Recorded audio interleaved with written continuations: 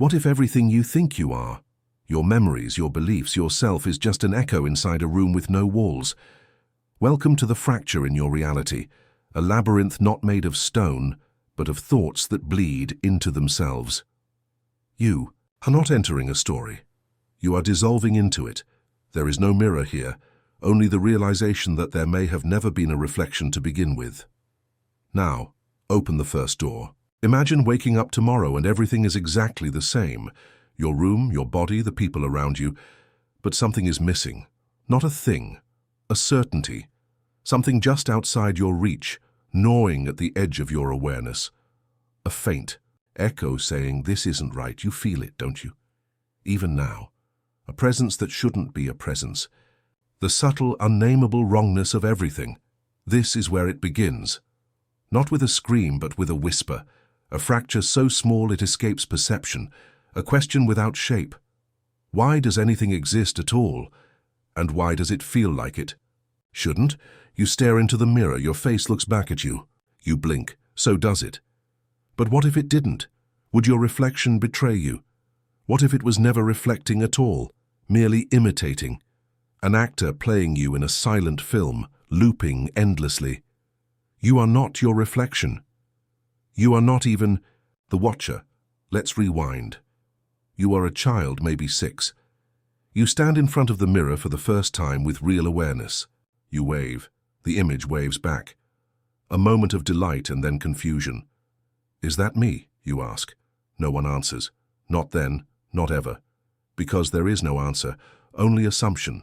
Now fast forward. Years of believing that what you see is what is. That your eyes don't lie. That your brain knows what's real, but your brain is a parasite inside a cage, sealed in darkness, fed only electrical impulses. It has never seen the world. It only constructs one. And you call that reality. Let's tear into that word, reality. We speak of it as if it's solid, shared, reliable. But you've never experienced the world directly. You've experienced a translation. Your eyes convert photons. Your skin translates vibrations. Your brain arranges them into a model. Not the world, but a representation. A hallucination built on consensus and continuity. You are hallucinating stability. You are dreaming the laws of physics into being every second. So what happens when that dream cracks? Close your eyes. Now imagine this. You open them and see your room, but slightly wrong. The lamp has 3 shadows. The ceiling has a seam. You blink and it's gone, but something remains. That creeping suspicion, that trapdoor in perception. You push it aside, move on with your day, pretend it never happened. But it did. That's the nature of the trap. It doesn't announce itself. It waits, patiently, in the folds of your assumptions. In the default settings of your mind. Let's talk about those defaults. You think in terms of objects, people, time, cause and effect. But why? You didn't choose those categories. They were installed in you. Evolution didn't favor truth. It favored survival. Your mind is optimized for utility, not accuracy. You don't see the world as it is. You see it in a way that keeps you functioning. Reality, then, is not what exists. It's what persists long enough for you to keep existing. So what if it stopped persisting? Here's a thought experiment. You are in a white room. No doors, no windows, just a chair and a table. On the table is a button. You're told, if you press this, reality will end. What do? Most say they wouldn't press it. But here's the twist. How do you know you haven't already pressed it? Maybe you're in the echo. Maybe this is what reality looks like after it ends. An illusion of continuity, stitched together by a mind unwilling to accept the void. Do you feel that weight in your chest? That sinking, tightening sensation? That is your nervous system responding to existential threat. You are wired to flee the abyss. But the abyss is already inside you. It looks out through your eyes. Let's peel back another layer, language. The thing you're using right now to make sense of this. But language is a crude net thrown over chaos. It binds things into categories. Good, bad, real, false. But what if the categories themselves are illusions? Self, mind, thought. These are not truths. They are placeholders, labels for processes we don't understand. You say, I think. But who is I? The neuroscientist David Eagleman once described consciousness as the CEO who takes credit for decisions already made by underpaid workers in the subconscious. By the time you know what you want, the wanting has already happened. You are not the author, you are the narrator, reading lines from a script written by an anonymous hand. So if you are not your thoughts, and you are not your choices, what? Are you a flicker, a glitch, a self-perpetuating hallucination? Let's go deeper. You remember being a child, then a teenager, then an adult. A line from past to present. Continuity, identity. But memory is not a recording. It's a reconstruction. Every time you remember, you change it. You are not remembering, you are rewriting. And so the you of yesterday is already gone, eroded, replaced by an imposter you call me. You think you are one person. But the person who woke up this morning is not the same one reading this now. Neural pathways shift. Attention. Fragments. Thoughts arise and vanish. Identity is not a stone, it is smoke. And yet we build our entire world on the lie of permanence. Do you see the problem? You build houses on sand. You make choices with a phantom hand. You pray to gods of structure, but all you have is entropy dressed in logic. Let's make it worse. Take this sentence. You are conscious. Now, invert it. Consciousness is you. But what is consciousness? A field? A function? A side effect? Some say it's an emergent property of complexity. Others argue it's fundamental, more basic than matter itself. But no one can locate it. No one can measure it. Consciousness is the one thing we're absolutely certain of, and the one thing we cannot explain. This is called the hard problem. And it remains unsolved. What if it's unsolvable? What if you're trying to understand the mirror with the mirror? What if consciousness is a recursive loop, a snake eating its own tail? What if the act of self-awareness is a paradox, a flame trying to touch itself, an eye trying to see itself seeing? Can something truly observe itself without distorting what it sees? Let's pause. Breathe. But even breath isn't yours. You don't control it. Not really. Most of the time it happens without you, like your heartbeat, like your digestion, like your thoughts. Have you noticed that yet? That your thoughts arrive unbidden. You don't choose them. They appear. You react. You rationalize. But you are not the origin. You are the echo. And if you are not your thoughts, and you are not your body, and you are not your memory, then where are you? You look in the mirror again. You want to find yourself, but all you see is skin-hair symmetry arranged by evolution's blind hand. Inside the skull, no throne, no pilot. Just grey matter, just patterns, neurons fire, chemicals flow, that's it. And yet, you feel. You feel. That's the catch, isn't it? You feel like something. You are something. Even if science can't locate it, even if logic can't contain it. You remain, but what are you remaining in? Let's return to the white room. The button still sits there. The question still waits. If pressing it ends everything, and nothing after it can prove you ever existed, then what meaning did your life ever have? And if you don't press it, and the world continues, looping, breaking, hallucinating truth, then are you free? Or are you simply afraid to admit that none of it ever mattered? Do you need meaning to exist, or is meaning the final lie? Here's the truth you've tried not to say out loud. You do not know what you are. Not deep down, not even a little, everything. You believe about yourself, every word, every memory, every feeling, is built on unprovable assumptions. That you exist, that the world is real, that other people are conscious, that time moves forward, that your mind is yours. But what if none of that is true?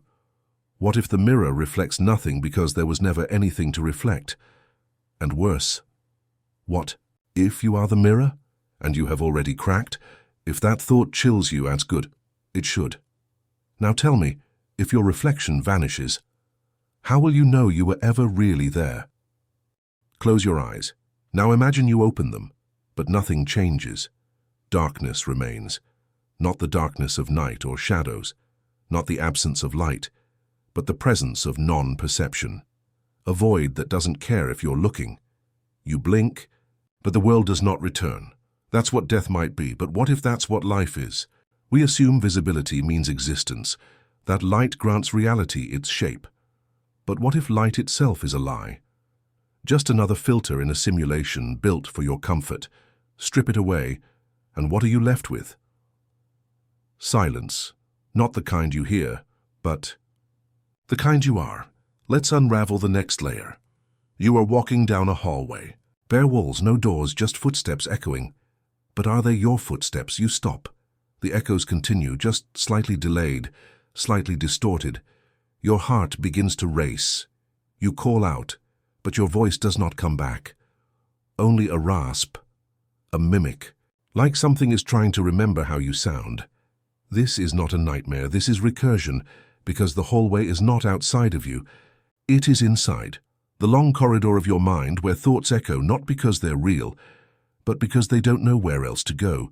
You are thinking about thinking, and the thoughts that think about those thoughts are thinking too. Now, you're not walking forward, you're falling inward and there is no bottom. You've entered the recursion spiral. Let's break this down. Take a simple thought. I am aware.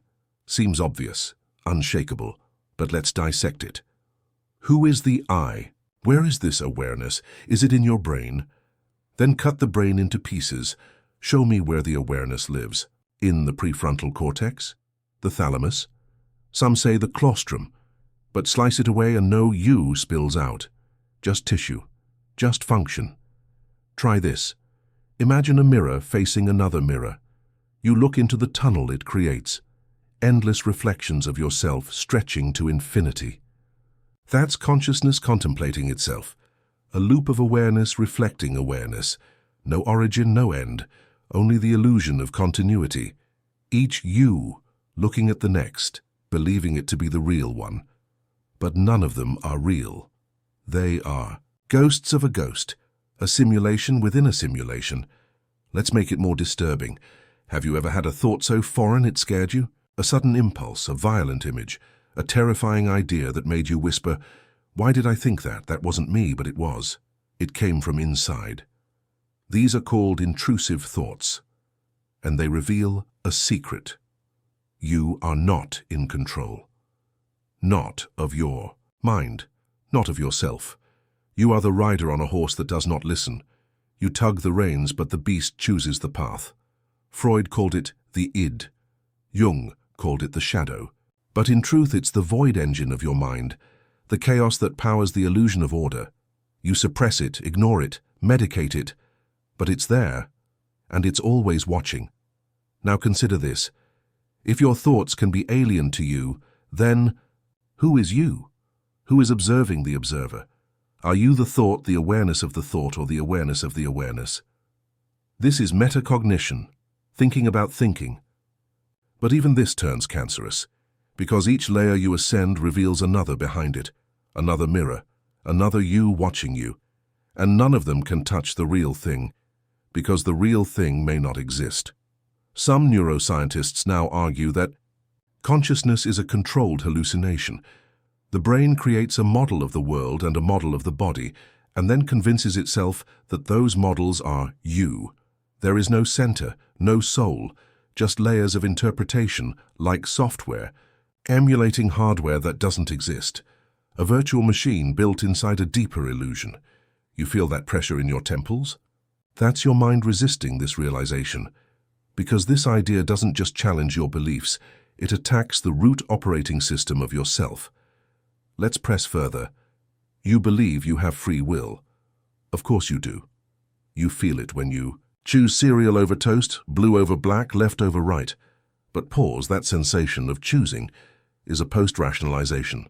The decision was made milliseconds before you were even aware of it. This has been proven through EEG studies. Your brain lights up before you decide. Free will, then, is not choice.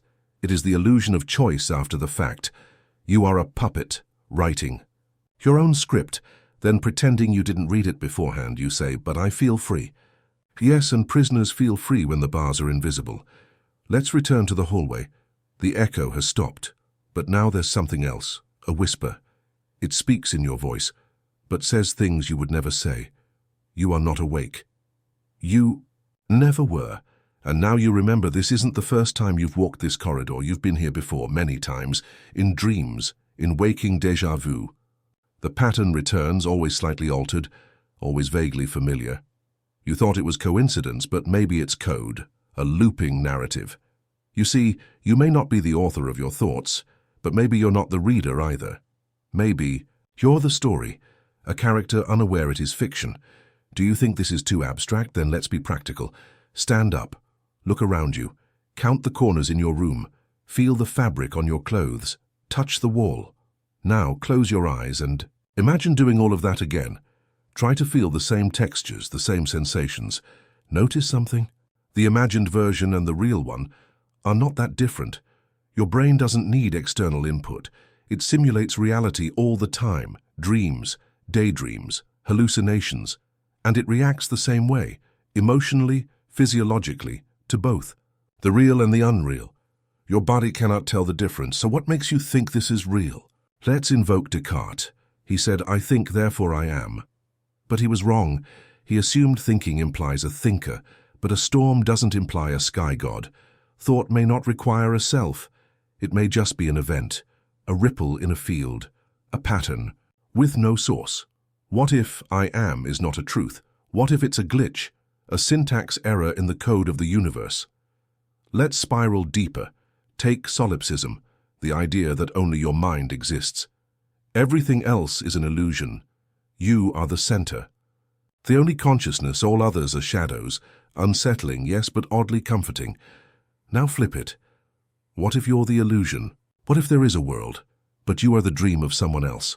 What if you don't exist and never did? Your memories, implanted, your experiences, fabricated. You are not the dreamer. You are the dream. A placeholder for something that needs to forget itself in order to exist.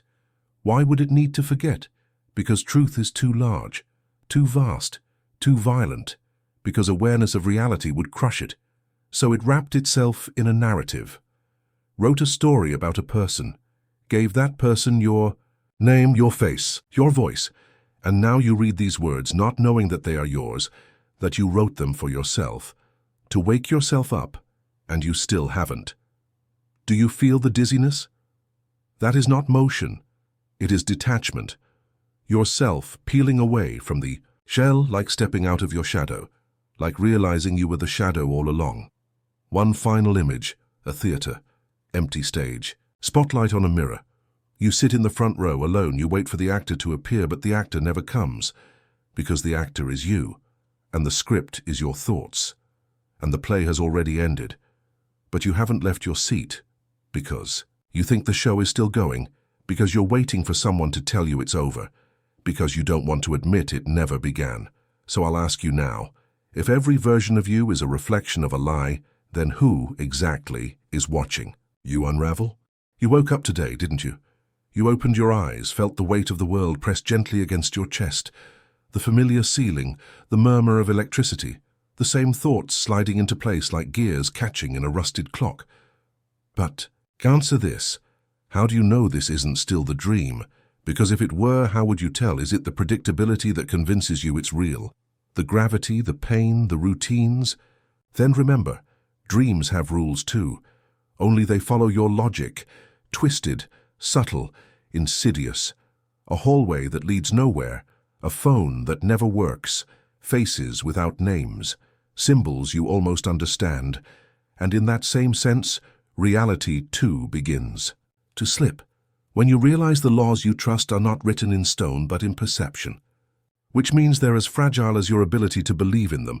So now you ask, am I still dreaming? You wait for proof. But what if waiting is the trap? Let's tear off another layer. A man walks into a room and forgets why he entered. We call it the doorway effect, a cognitive glitch. Walking through a portal confuses the memory. The context resets. But what if it's not just memory? What if the man resets? Every doorway, every threshold you cross might not lead into a new room, but into a new version of you. You forget not just your purpose, but your history, your trajectory, your origin. And this isn't metaphor. Neurologically, you do not retain a stable, unified sense of self. What you think is you is a constant reconstruction, patched together by a narrator that wasn't there at the time. There is no original, just updates, just patches. You are an improvisation, performed for an audience that already left. Still, confident that you're awake, try this experiment. Place your hand on the table. Watch it. Keep watching. Now ask, is it moving? No, you say, but your cells are dying, blood is coursing, neurons firing, skin degrading. You are in motion at every level, but your perception filters it out, smooths the world into digestibility, turns infinite noise into neat coherence. You do not perceive reality. You perceive an interface.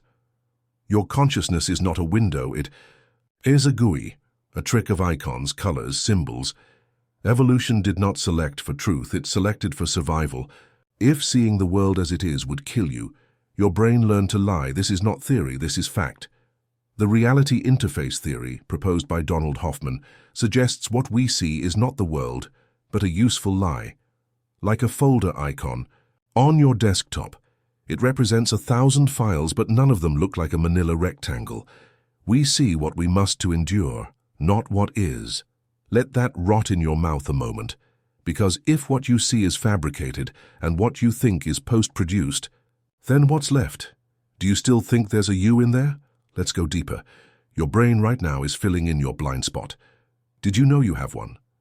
A place in your vision where no light hits, no image forms, but your brain paints. So over it seamlessly. You never notice you're being lied to constantly, and not just visually, your memory. Corrupted, rewritten, not like a DVD, but like wet clay, easily reshaped by suggestion, emotion, or even storytelling. Ask two witnesses to recall a car crash. One sees red, one sees green. They both swear by it. Which one was lying? Neither. Because truth does not survive memory. It gets processed, filtered, narrated. You don't remember events, you remember your last memory of the event. You are a copy of a copy of a copy. Now recall your earliest memory. Go ahead. Are you sure that's yours? Or was it a photo you saw? A story you were told? A sensation manufactured later and retrofitted into your timeline? The past, too, is a fabrication, a convenience. So what happens when time itself unravels? Physicists have long debated whether time is real.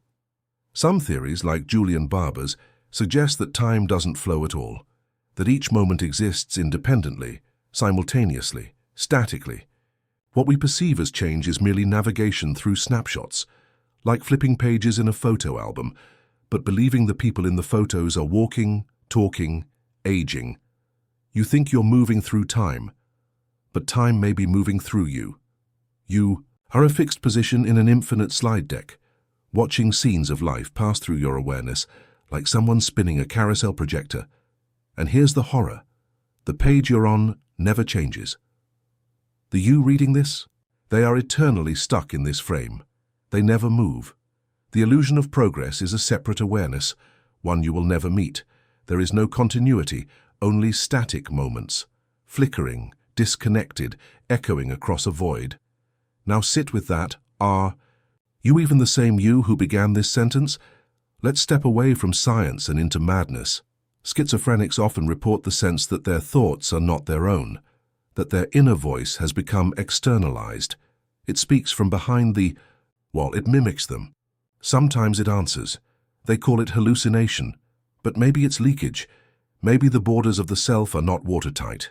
Maybe sometimes you pick up echoes of other yous, other timelines, other permutations of your own neural patterns.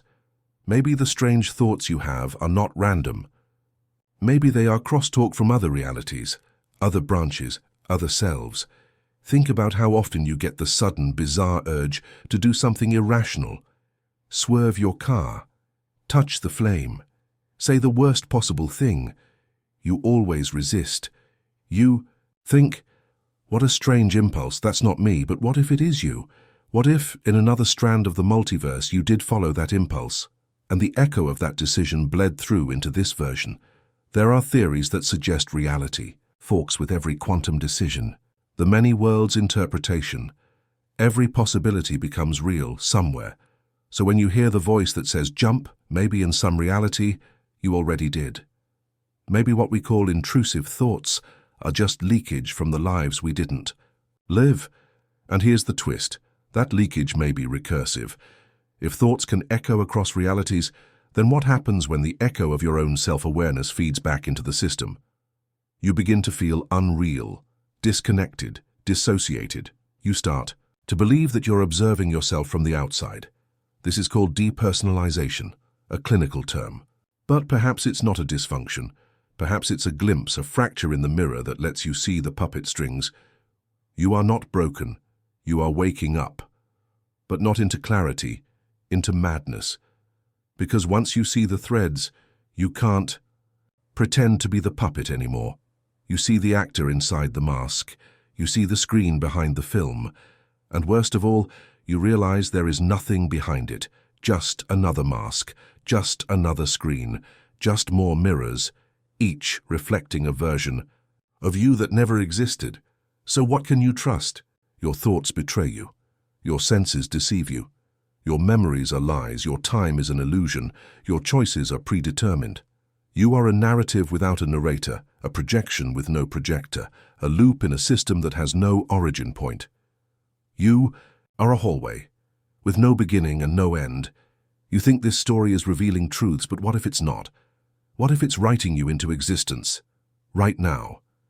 As you read, you weren't real until these words described you. You didn't exist until this sentence acknowledged you. And when you close this, what happens to you then? Do you continue, or do you disappear? What if you're not reading this? What if you're being read?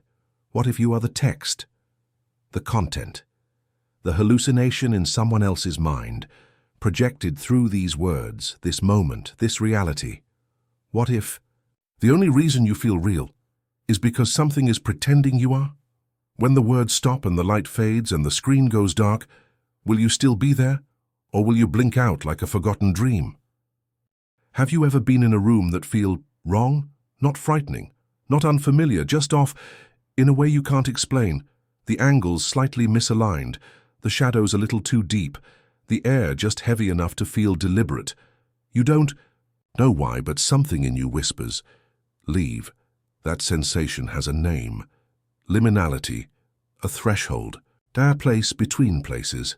It's the geometry of unease, and perhaps more than anywhere else, it is in those in-between spaces where reality thins, where the seams fray, where truth leaks out like a gas no one detects, until you've already inhaled too much to go back.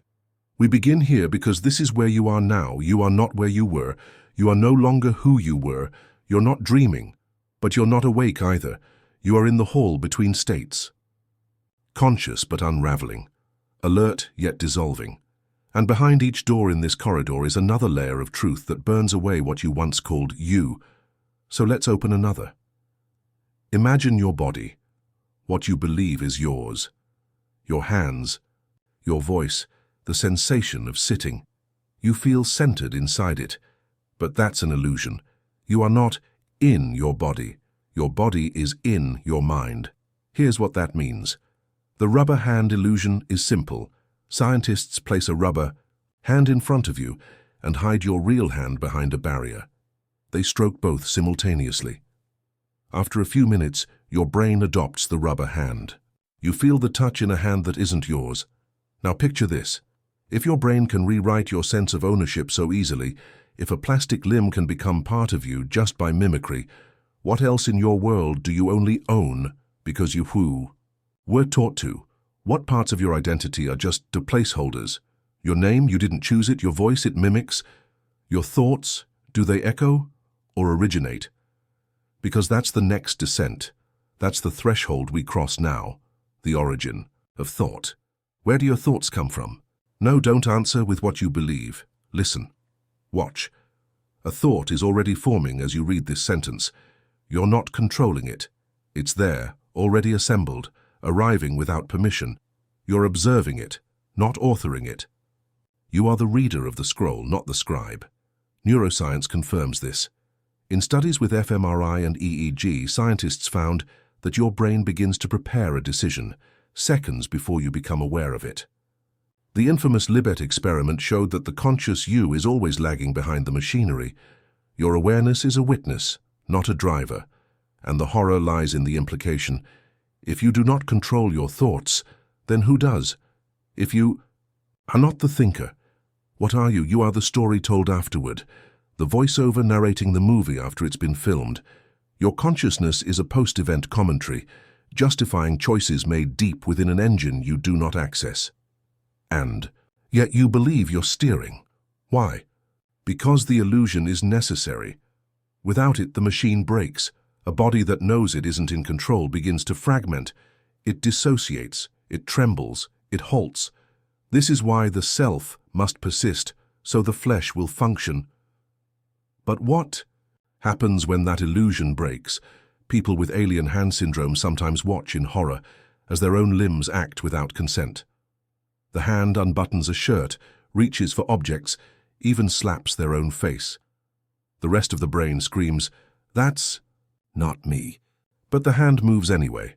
This is not fiction, this is real. Which begs the question, how much of your life is the alien hand?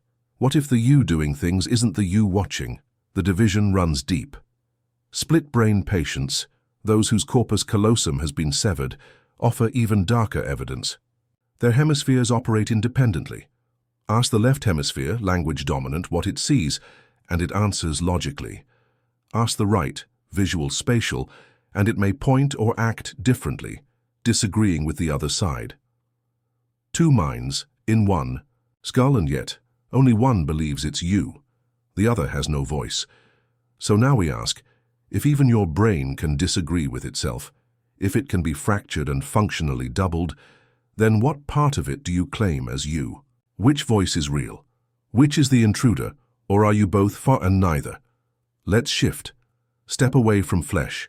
Look at language. Language doesn't just describe thought, it shapes it.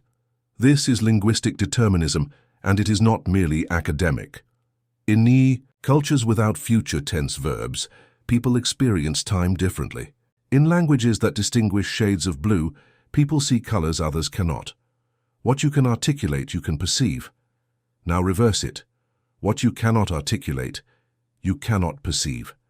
You may have had thoughts, terrifying, profound, paradigm-breaking, but without words, they slip through the mind like smoke through fingers. You sense them, then lose them, and you wonder, what was I about to understand? The limits of your language are the limits of your consciousness. Now look back at this narrative, these words, this voice. Do you know it's not yours? You are not thinking these thoughts. You are receiving them. They are arriving fully formed inside your perception, and yet you are attaching them to yourself, believing that you are the one experiencing them. You are not. You are the pathway, the vessel, the character inside the monologue. And here is where we detour into horror. You believe you are alone in your head. But what if the voice in your thoughts isn't yours? Let's test it. Right now, read this sentence in your mind. Did you do that, or did it do you? Because here is the paradox. You cannot control the voice in your mind without using the voice to issue the command. It is a self-referential trap. Try to silence it. The voice that says, "I am now silent," is still talking. There is no off. There is only the voice and your awareness of it.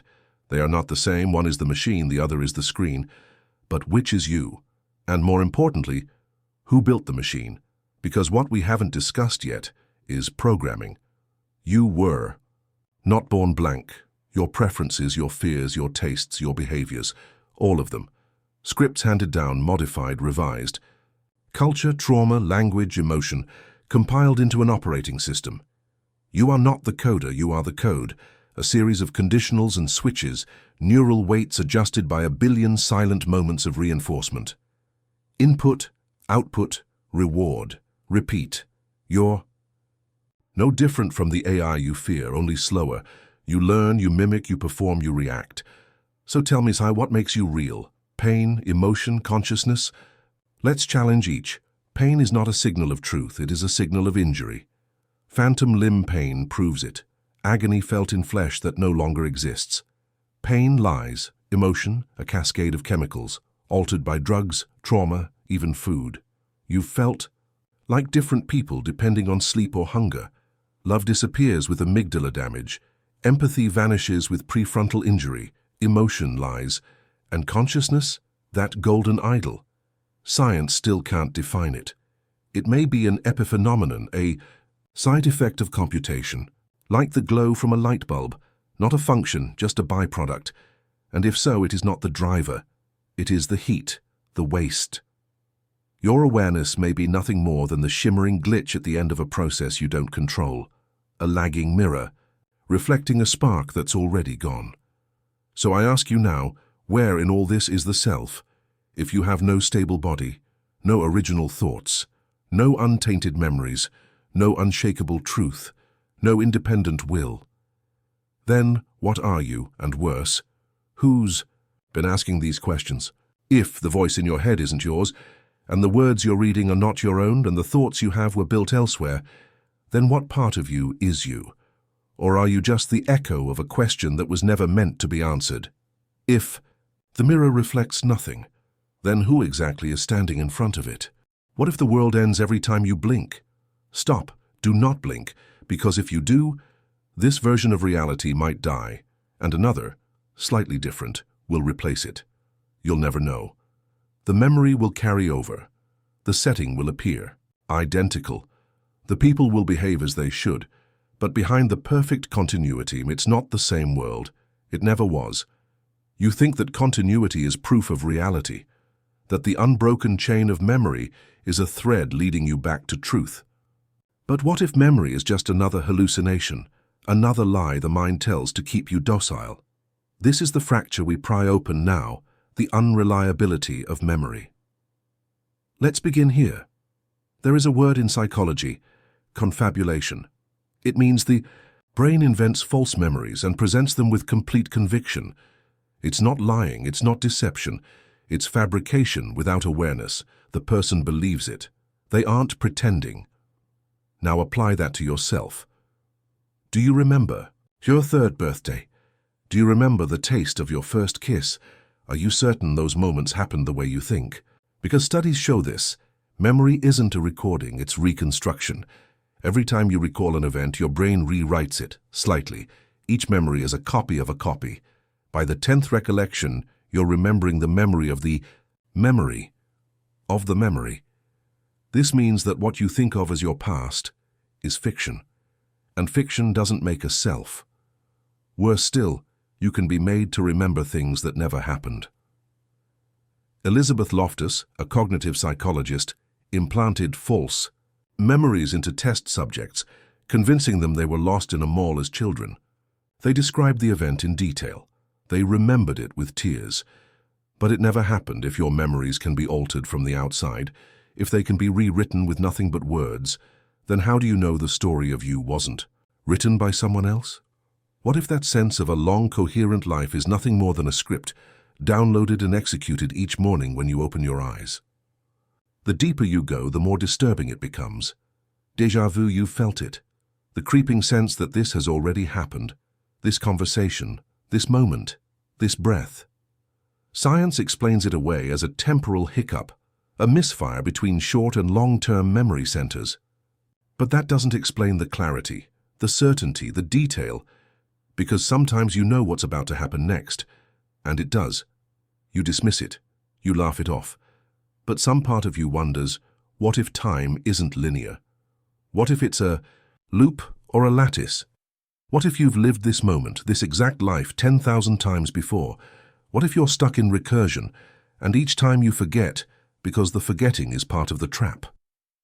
Now step back and look at memory's partner, time. You trust it. You rely on it, but you don't understand it. You experience time as a forward flow, past, present, future. But physics tells a different story. According to Einstein's theory of relativity, time is not a river. It's a dimension, like height or width. This means every moment that has ever existed still exists. Right now, simultaneously, your birth is happening somewhere in space-time. So is your death. You are already dead and already unborn, but your consciousness slices through the block universe in one direction, giving the illusion of movement, of story, of progress. But there is no progress, only the unfolding of frames, which means this moment, this one, is eternally suspended. It has always happened and always will. You are frozen in it. There is no next, only the illusion of next. And the horror? There's no escape from a moment you never truly leave. You're trapped in a now that only pretends to be moving. And if time doesn't flow, if memory is a lie, if consciousness is a passive observer bound to a track that cannot be altered, then free will, your most sacred belief, is a farce, a comforting myth. You didn't choose to read this. You were always going to read this because this moment already exists. It was always part of the script. And in this reality, this particular slice of the block, there is no alternate version where you closed the tab. There is no you that chose silence. There is only the illusion of choice, animated by memory and momentum. Your belief in choice is the flicker of awareness in a machine that was already built. Still don't believe it? Try this. Choose the next word you think of. Go ahead. Do it. Now, ask, where did that word come from? You didn't pick it freely. It appeared. That is not free will, that is latency, that is script execution. But here's the real rupture. If all of this is unfolding, and has already unfolded, then what is this script, this monologue, this descent? What if it too is not being read but recalled? What if you've already read this entire story, long ago, in a forgotten loop, and you're not encountering it now, but remembering it, that creeping sensation in your spine, that uncanny itch at the edge of recognition? It's not imagination, it's not suggestion, it's resonance. You're remembering something you were programmed to forget because you've been here before, and you'll be here again because there is no forward, no way out, just recursion, just looping. Just the mirror reflecting the mirror reflecting the mirror, and behind it, nothing. We are now deeper into the labyrinth, so let's dim the light further. What if none of this is happening externally? Not the words, not the concepts, not the screen. What if it's all being generated within? Your eyes are not windows, they are sensors. The brain never sees the outside world. It interprets electrical signals. Photons strike your retina. They trigger chemical changes. Those signals move through the optic nerve. But you do not see light. You see a simulation of light. What you think of as the external world is a real-time hallucination, a rendering. This is not metaphor, this is neuroscience. Your brain builds the world, it doesn't receive it. And here's the kicker. If your brain constructs the world, and your memories and your thoughts and your sense of self, then you are not living inside the world. You are living inside a model with no access to what's outside it. You are the prisoner of Plato's cave, staring at shadows on the wall, and now aware that they are shadows, but still unable to turn your head. You cannot exit the model, because you are the model. You are a map that mistakes itself for the territory. And if the model collapses, so do you. This is why madness is feared, not because it's false, but because it might be closer to truth than sanity. The mad sea cracks in the frame. They glimpse the scaffolding beneath the world, the echo between thoughts, the delay between perception and interpretation. They know deep in their bones that what we call reality is a rendering error. And in that fracture lives the final question of this part. If everything you perceive, everything you remember, everything you believe can be altered, implanted, simulated, rewritten, then what makes this reality any more real than a dream? If you cannot find a point of reference outside of perception, then how do you know you're not dreaming right now? And if you are dreaming, who is the one dreaming you? Imagine you're in a room, there are no windows, no doors, no sounds beyond your own breath. You're sitting in a chair, but you can't see it. You can't feel it either. You think you're sitting, because that's what the voice told you. The voice? Yes, a calm, clinical voice repeating, "You are seated. This is real. Do not question it. This is real. You are seated." Over and over. Now, how long until you believe it? An hour? A day? A year? At what point does repetition become truth? We begin here, with the collapse of sensory certainty. You believe you live in a material world. You believe your senses are gateways to truth. that when you touch the table, it's solid, that when you hear the rain, it's falling. But this belief is not knowledge. It's assumption. Now consider this. What if your senses were never trustworthy? You already know your eyes deceive you. Optical illusions prove that. Your ears? They hallucinate sounds in silence, phantom voices, ghost music. Your sense of time slows under stress or speeds up under joy. Your skin adapts to hot water until it feels cold. Every sense lies, but you accept it because the lies are consistent. Yet consistency is not truth. It is coherence within the simulation. The matrix didn't go far enough. You don't need wires. You don't need machines. Your nervous system is the simulation device. The prison is not outside you. It is you. You are imprisoned by the very mechanisms that let you perceive. And what makes this more terrifying is you can't shut them off, even in dreams, especially in dreams. They keep generating worlds, places, stories, people, all utterly convincing. Have you ever awakened with a broken heart from something that never happened? That person you loved in the dream, they were never real. But your grief was. Which one mattered more? Which one meant more? If your emotions can be triggered by nothing, what value do they hold? What if love is just a well-tuned chemical response to illusion? What if pain is the same? You trust your suffering because it's visceral, undeniable. But if your brain can be fooled into experiencing pain without cause, phantom limb, psychological trauma, psychosomatic injury, then is it real? Or just another fabricated warning signal? And if you can suffer from ghosts, what else might be haunting you? Let's conduct a thought experiment. You're inside an isolation chamber. Sensory deprivation. No light, no sound, no touch. You've been there for 72 hours.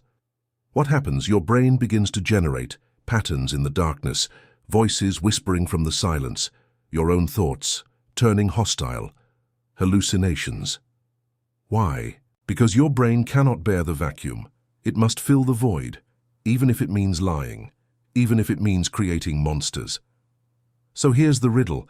If your mind generates hallucinations in the absence of input, how do you know it ever stopped hallucinating? If you need sensory input to ground yourself, and that input is mediated by a flawed biological filter, are you not already inside the chamber, always? The truth you think you know might be nothing but consensus hallucination. Mass psychosis? Neatly categorized and given a name, reality. But what if it's just a story your brain keeps telling itself? What if you're still in that room, no chair, no floor, no sky, just the voice you've always trusted, the voice narrating this script right now. And now you begin to question, whose voice is this? You think it's mine, but you've never heard me. You only hear yourself reading my words. So whose voice are you following? Whose thoughts are these? Are you reading me, or am I reading you? This is the collapse of cognitive authorship. The assumption that your thoughts belong to you. They don't. The neuroscience is unsettling. Studies using EEG and fMRI have shown that decisions are often made in the brain before we are consciously aware of them. A flicker in the motor cortex, a shift in blood flow, and only after that comes the thought, I choose. You don't choose. You rationalize a choice that's already been made. You are not the driver. You are the news anchor, reporting the story after the fact, a talking head for the machinery beneath. Now ask yourself if thoughts arise without permission, and if consciousness is just the commentator, then who or what is listening? Who are you if you are not the one thinking your thoughts? This leads us to a more unsettling abyss, the illusion of identity. You believe you are a self, a continuous, unbroken entity. But every 7 years your body replaces nearly every cell. The brain's neuronal connections are in constant flux. Neuroplasticity reshapes your mind every moment. The you of 10 years ago is biologically and psychologically gone. So what persisted? What remains? You say, I remember being me. But as we've shown, memory is untrustworthy. So strip that away. Strip away the memories, the preferences, the body, the name, what's left? A flickering awareness, a presence without content, a witness.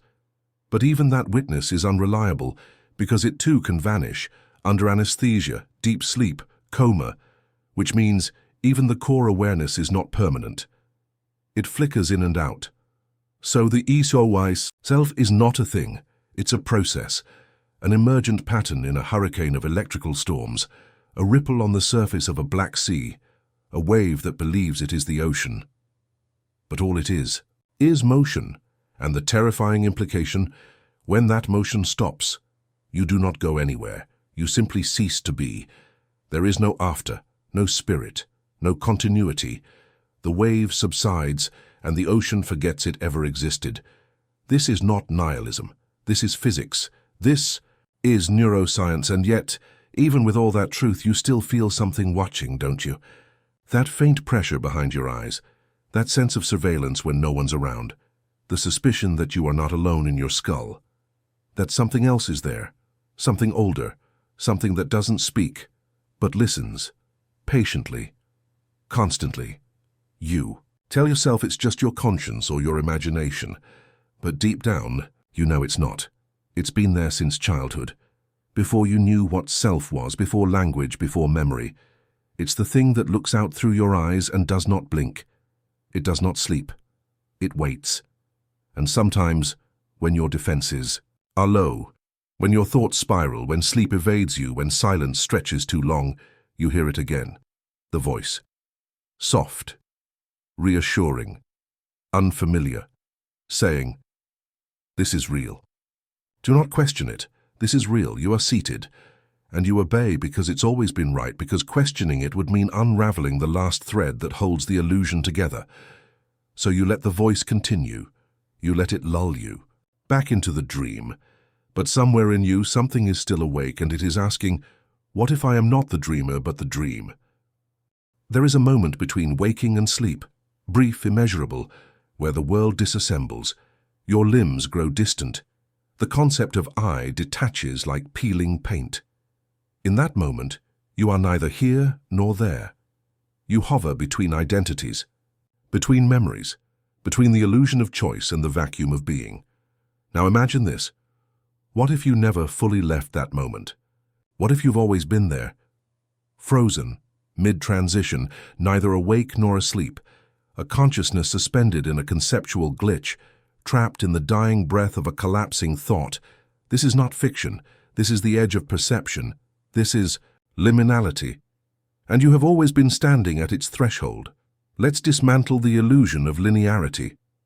You believe time moves forward, that the past is gone and the future has not yet arrived. But what is the now, the present moment? You cannot grasp it. Try to isolate it. The second you think, this is now, it's already then. Neuroscience reveals this horrifying truth. There is a 200 millisecond delay between reality and your awareness of it, a full fifth of a second. Every sound you hear, every sight you see, every pain you feel, it's already history by the time you know it. You are living in the past, always. Your consciousness is a lagging indicator, a slow echo of decisions already made, pain already inflicted, stimuli already expired. So who lives in the now? Something must, because if you're not there, then something else is. Let's build the trap. You sit in a quiet room. You are told, a tone will play. When it does, press the button as fast as you can. You press, milliseconds pass. The experimenter looks at your EEG data and tells you something devastating. Your brain initiated the press before the tone ever played. How? Because the tone was randomized, and yet you predicted it. Not consciously, but neurologically. The decision to act emerged before there was a reason, and worse, your awareness came after the fact. You are not reacting, you are justifying. But here's the twist. Sometimes the tone doesn't come, and still you press. Your body acts without stimulus, without cause, without purpose. So what's driving you? Not logic, not self. Something beneath all that. Call it instinct, call it machine code, call it preconscious causality. Whatever name you give it, it proves the same thing. You are not the origin of your own actions. You are the afterthought. And this realization shatters the illusion of agency, free will. You never had it. Not because the universe is deterministic, not because fate is real, but because you don't exist in the way you believe you do. The you cling to is a retrospective narrative, a librarian filing memories you didn't author. Voice dubbing over footage it didn't film. Still not convinced. Let's turn to dreams. In a dream, you accept absurdities without question. A hallway turns into a river. Your mother speaks with the voice of a radio.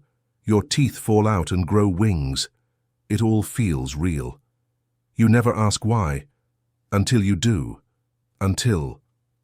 That moment, rare, fleeting, when you say, wait, this doesn't make sense. Lucidity.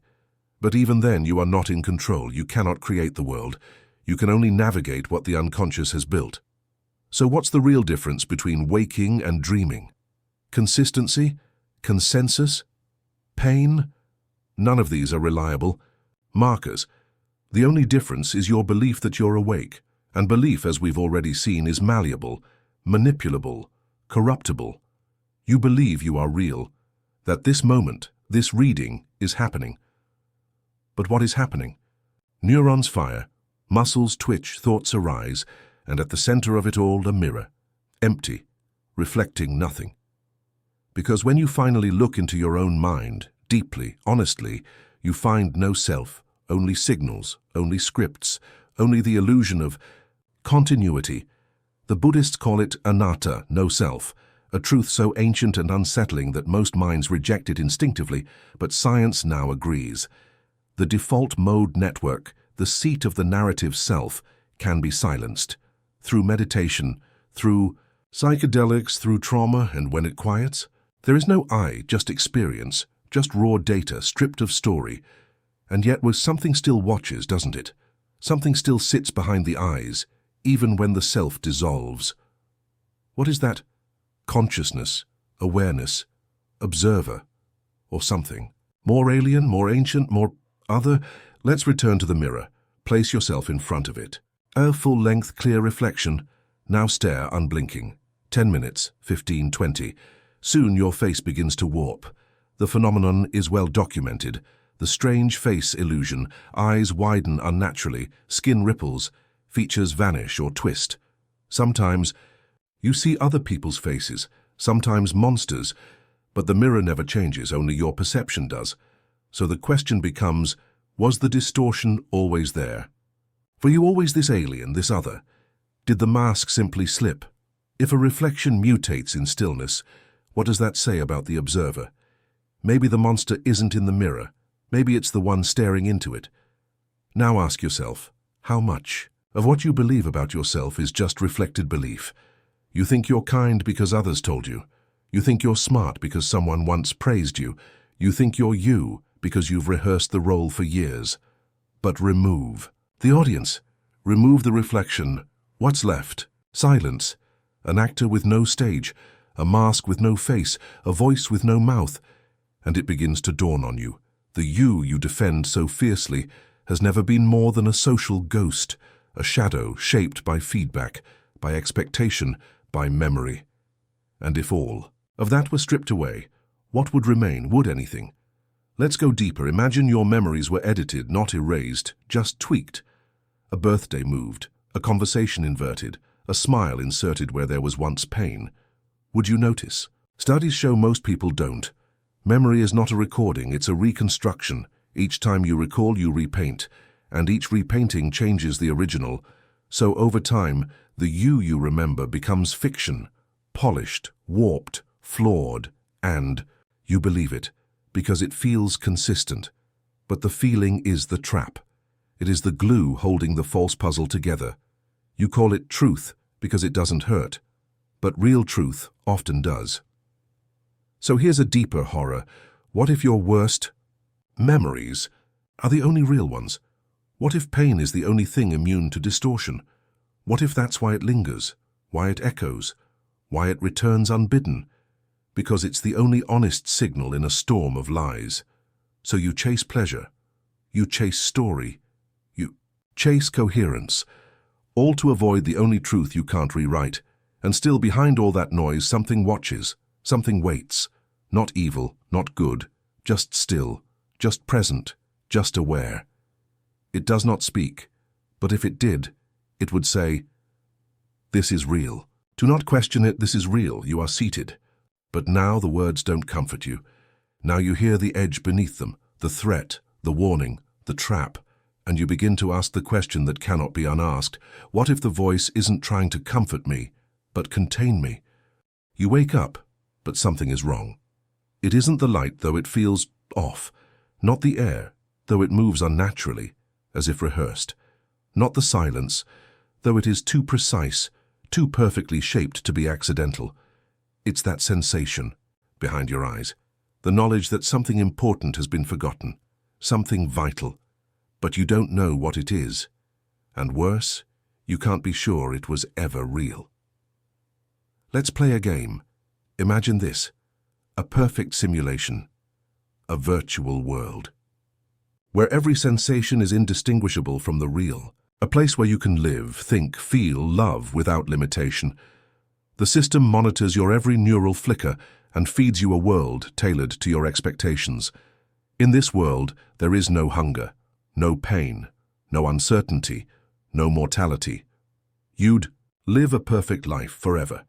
Now answer honestly, would you plug in? Most say no. They claim authenticity matters, that a life lived in illusion is somehow lesser. But this answer reveals something darker. It suggests that pain is proof of reality, that suffering is validation. And if that's true, what does it say about your world now? Why does it hurt? Why do you feel lost? Why do you question even the question? Maybe because you already plugged in, not into a machine, but something deeper, more insidious. Maybe your reality was constructed, not as pleasure, but as containment. A mental cage shaped like a playground.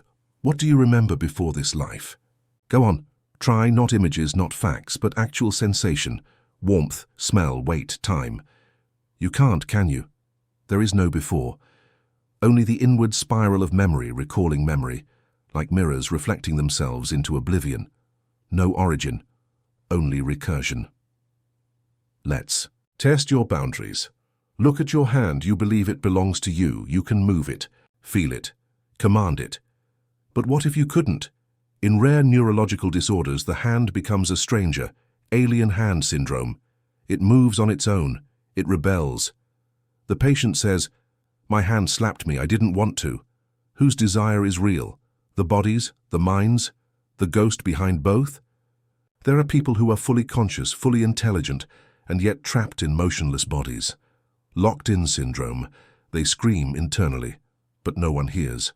Now, invert the nightmare. What if your thoughts aren't yours? What if they arrive? Uninvited, untraceable, uncommanded, they do, they always have. Watch closely. Your next thought, where did it come from? Did you choose it? Did you summon it? No, it emerged, from darkness, from silence, from elsewhere. Now realize this has always been true. Every sentence you speak, every desire you claim, every memory you cherish, it all appeared. You didn't build it. You just accepted it. But if you are not the architect, then who is? Let's go deeper. Thoughts become beliefs, beliefs become reality. But what if the foundational belief, the one you never question, is the most dangerous? The belief in you. The belief that there is someone here experiencing this moment. Not the sensations, not the thoughts, but a core, a center, a self. Strip it away, let every label fall. Not your name, not your past, not your trauma or dreams, just being. Still feel like someone, then go further. Imagine dying, not the pain, not the fear, just vanishing. Gone. No observer, no memory, no concept, not silence, nothing. You can't, because the mind cannot simulate its own absence. You cannot imagine not being, but that doesn't mean you exist. It only means the simulator is defective. It only means the mirror is cracked. It only means your prison is perfectly sealed. Here's a cruel experiment. A rat is placed in a cage. 2 buttons, one delivers food, the other electric shock. The rat learns quickly which button to press. Then the buttons are randomized. Food becomes pain. Pain becomes silence. Eventually, the rat gives up. It lies still, not because it doesn't want to escape, but because it no longer trusts action itself. Learned helplessness. Now replace the rat with yourself. Replace the buttons with decisions, jobs, relationships, beliefs. You press. You hope. You suffer. And slowly, you learn the truth. The system isn't broken. It's designed to break you. The illusion of control is maintained only until it serves containment. And once you see through it, you are rendered inert, paralyzed not by fear but futility. This is not nihilism, this is design, this is trap logic. This is the architecture of your mind exposing its scaffolding. Let's talk about the observer effect. In quantum mechanics, particles behave differently when observed. A wave becomes a point. Probability collapses into certainty. Your attention shapes reality. But is that power, or is it a leash? You're told, consciousness creates reality. But if that's true, then why can't you change your suffering? Why does reality stay cruel? Unless the consciousness isn't the creator. It's the cursor, the pointer hovering over options someone else coded. You don't program, you just click, you don't invent, you select. You are a menu masquerading as a god. But if you're just the cursor, then who's holding the mouse, who moves the hand? You'll never find them, because they are the final recursion, the unreachable origin, the hidden observer that watches even your watching, the last mirror behind all others. But what happens if the mirror reflects nothing? No light, no face, no form, only void. This is where philosophy ends and terror begins. You were told you had a soul, a spark, an essence. But what if that belief was implanted? A pacifier for infants terrified of the dark. Because if there is no essence, then there is no escape. No continuity, no rebirth, only cessation, only the final deletion of pattern. And you feel it, don't you? That vertigo at the edge of thought, that nausea when you glimpse the absence behind your eyes, that horror when you realize no one is coming to save you, not because you're abandoned, but because there is no one to abandon you. You are a recursive function without output, a loop with no exit condition, a scream that cannot echo because no walls remain. And in that realization comes clarity, cold, clean, empty, but clarity nonetheless. You were never here. You were never whole. You were always only a reflection waiting to be believed. So now the question becomes, what happens when even the reflection stops believing in itself? There's a voice you don't remember choosing. It whispers between your thoughts, just outside the range of hearing. It never screams, it never argues. It simply suggests, quietly, persistently, as if it knows something you don't. It asks, how do you know this isn't all happening again? And you freeze again. You look around, the walls don't breathe, the light doesn't flicker, but somewhere deep behind your eyes a déjà vu claws its way up your spine, whispering that you've lived this exact moment before. Not once, not twice, countless times. And every time you forgot. Every time you begged to forget. Let's take it further. You've heard of time as a straight line. Past flows into present, into future, a river. But that's an illusion. Time doesn't flow, you do. And time, it loops, it waits, it eats. Imagine this, a man dies, heart stops, brain ceases, flatline, and yet consciousness continues, not forward, not into the afterlife, but backward, reversing, unraveling memory like a thread pulled from a sweater. Everything he knew disassembles, in reverse. Words become sounds, faces become blurs, pain becomes numbness, then nothing. Childhood becomes an incoherent babble. Birth becomes pressure and light, and then darkness, and then again. He is born, again, lives again, dies again, repeats. But each time, something is slightly wrong. A missed moment, a flickered thought, a subtle difference in weather, in behavior, in dread. He starts to remember. Small pieces at first, a sentence overheard, a color, a scream, and then the whole sequence. He realizes he is in a recursive life loop, an experiential echo locked in the prison of his own timeline. And the worst part? He cannot break it. because trying to break it is part of the loop. You laugh, it sounds like science fiction, until you remember dreams where you wake up screaming because you knew the outcome before it happened. Or that moment when someone says something exactly the way you heard it in your head moments before, not a prediction. Memory from the future. It's not prophecy, it's bleed-through. You are not living linearly, you are flickering through a closed loop, forever. Some physicists hypothesize that time isn't real at all, not in the way we perceive it. Julian Barber's theory, time is just change. The illusion of flow arises because we're comparing one frozen frame to another. A slideshow mistaken for a movie. Each now is a snapshot. Your mind strings them together, injecting meaning, cause, and consequence. But remove the mind? There is no motion, no past, no future, only configuration states. And if that's true, then your experience isn't of time, but of your own interpretation of patterns. Let's take it further. What if every possible configuration of your atoms already exists, every smile, every death, every betrayal, every orgasm, every agony, a catalogue of you, infinite, timeless. And you? The version experiencing this now? You're just reading a single page of a book that has no beginning and no end, but you think you're writing it. Is that comfort or madness? Because if every version of you already exists, then there is no freedom. Only browsing. Your consciousness is a finger swiping through still images, hallucinating velocity. But the images never change, they only wait. Let's explore identity again. You believe in continuity. A thread of you tying childhood to now. But there are people with dissociative fugue states, sudden loss of all identity. They wake up in strange towns, new names, new personalities, everything gone, and they do not suffer, they simply are. No memory, no guilt, no context. Their self was never a core. It was a mask of persistence. Now imagine, what if every night when you sleep, the self that wakes up is not the same one? It simply inherits the memories, like booting a program with a different CPU but the same hard drive. You wake. You believe continuity, but belief is not truth. Memory is not proof. Consciousness is not constant.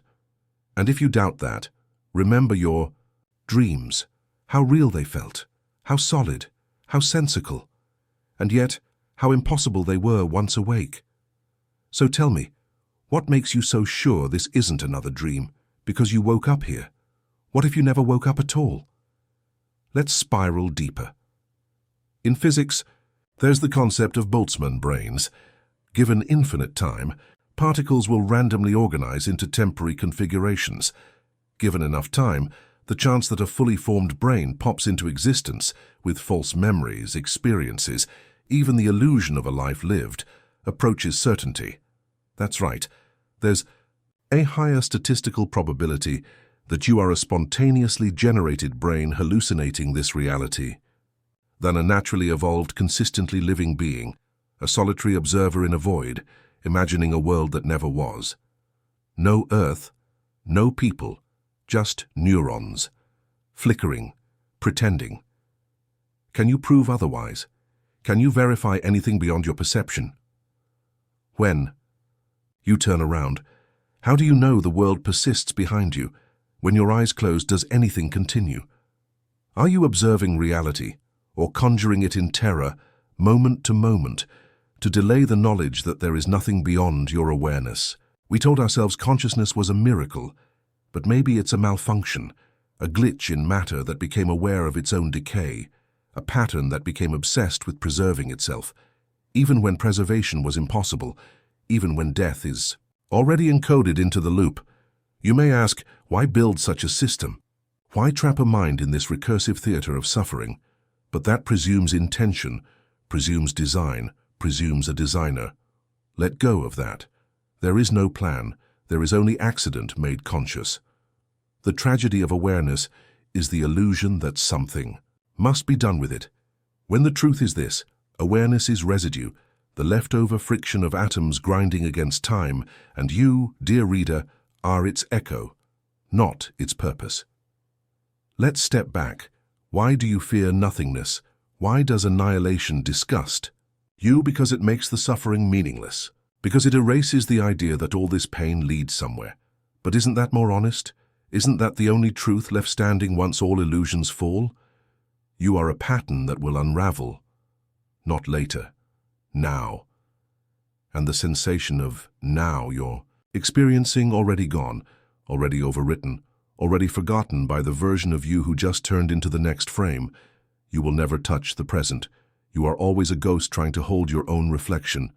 The more you try, the more the mirror cracks, and what waits behind it? Nothing.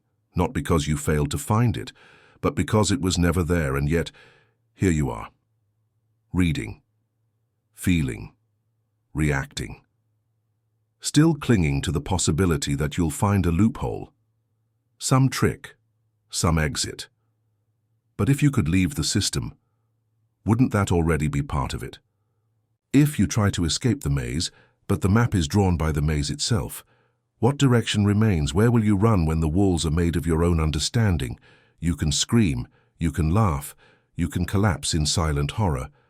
But the loop doesn't care, because the loop is not aware. You are the awareness, and you are trapped inside yourself.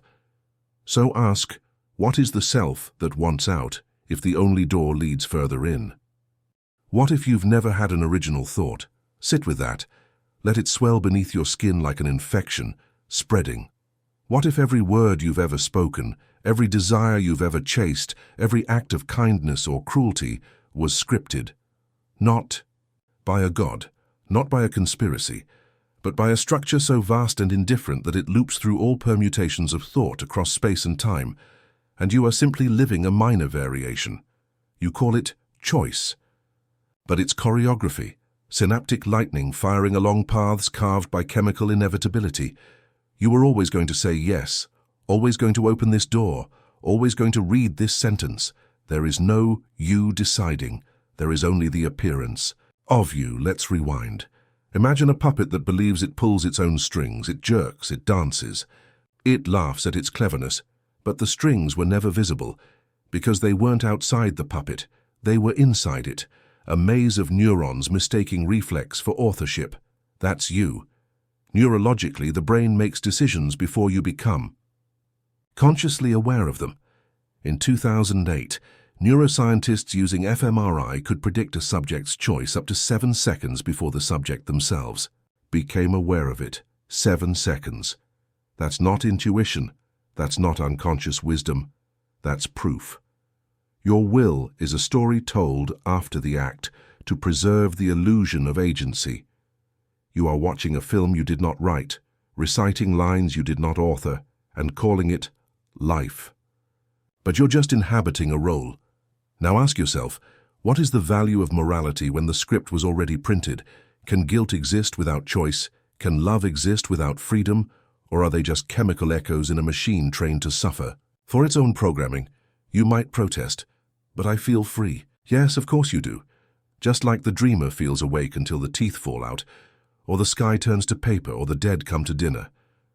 Feeling is not fact. Perception is not proof. You are not free. You are convinced you are, and that's far more effective. Freedom would allow deviation, error, rupture. But you, your habits, your cycles, your fears, you are predictable. Incredibly so. The algorithms that feed you ads, videos, political outrage, they know. They know what you'll click, how long you'll pause, what image will trigger shame or lust or tribal rage. They know you better than you know you. Because you is not a solid object, it's a reaction pattern, a feedback loop, constantly reinforced until the belief in identity becomes indistinguishable from identity itself. Think of the ship of Theseus. If you replace every plank of a ship, is it still the same ship? If your cells are replaced every 7 to 10 years, are you still the same person? And if not, who was that you, and who are you now? Are you just the custodian of someone else's memory?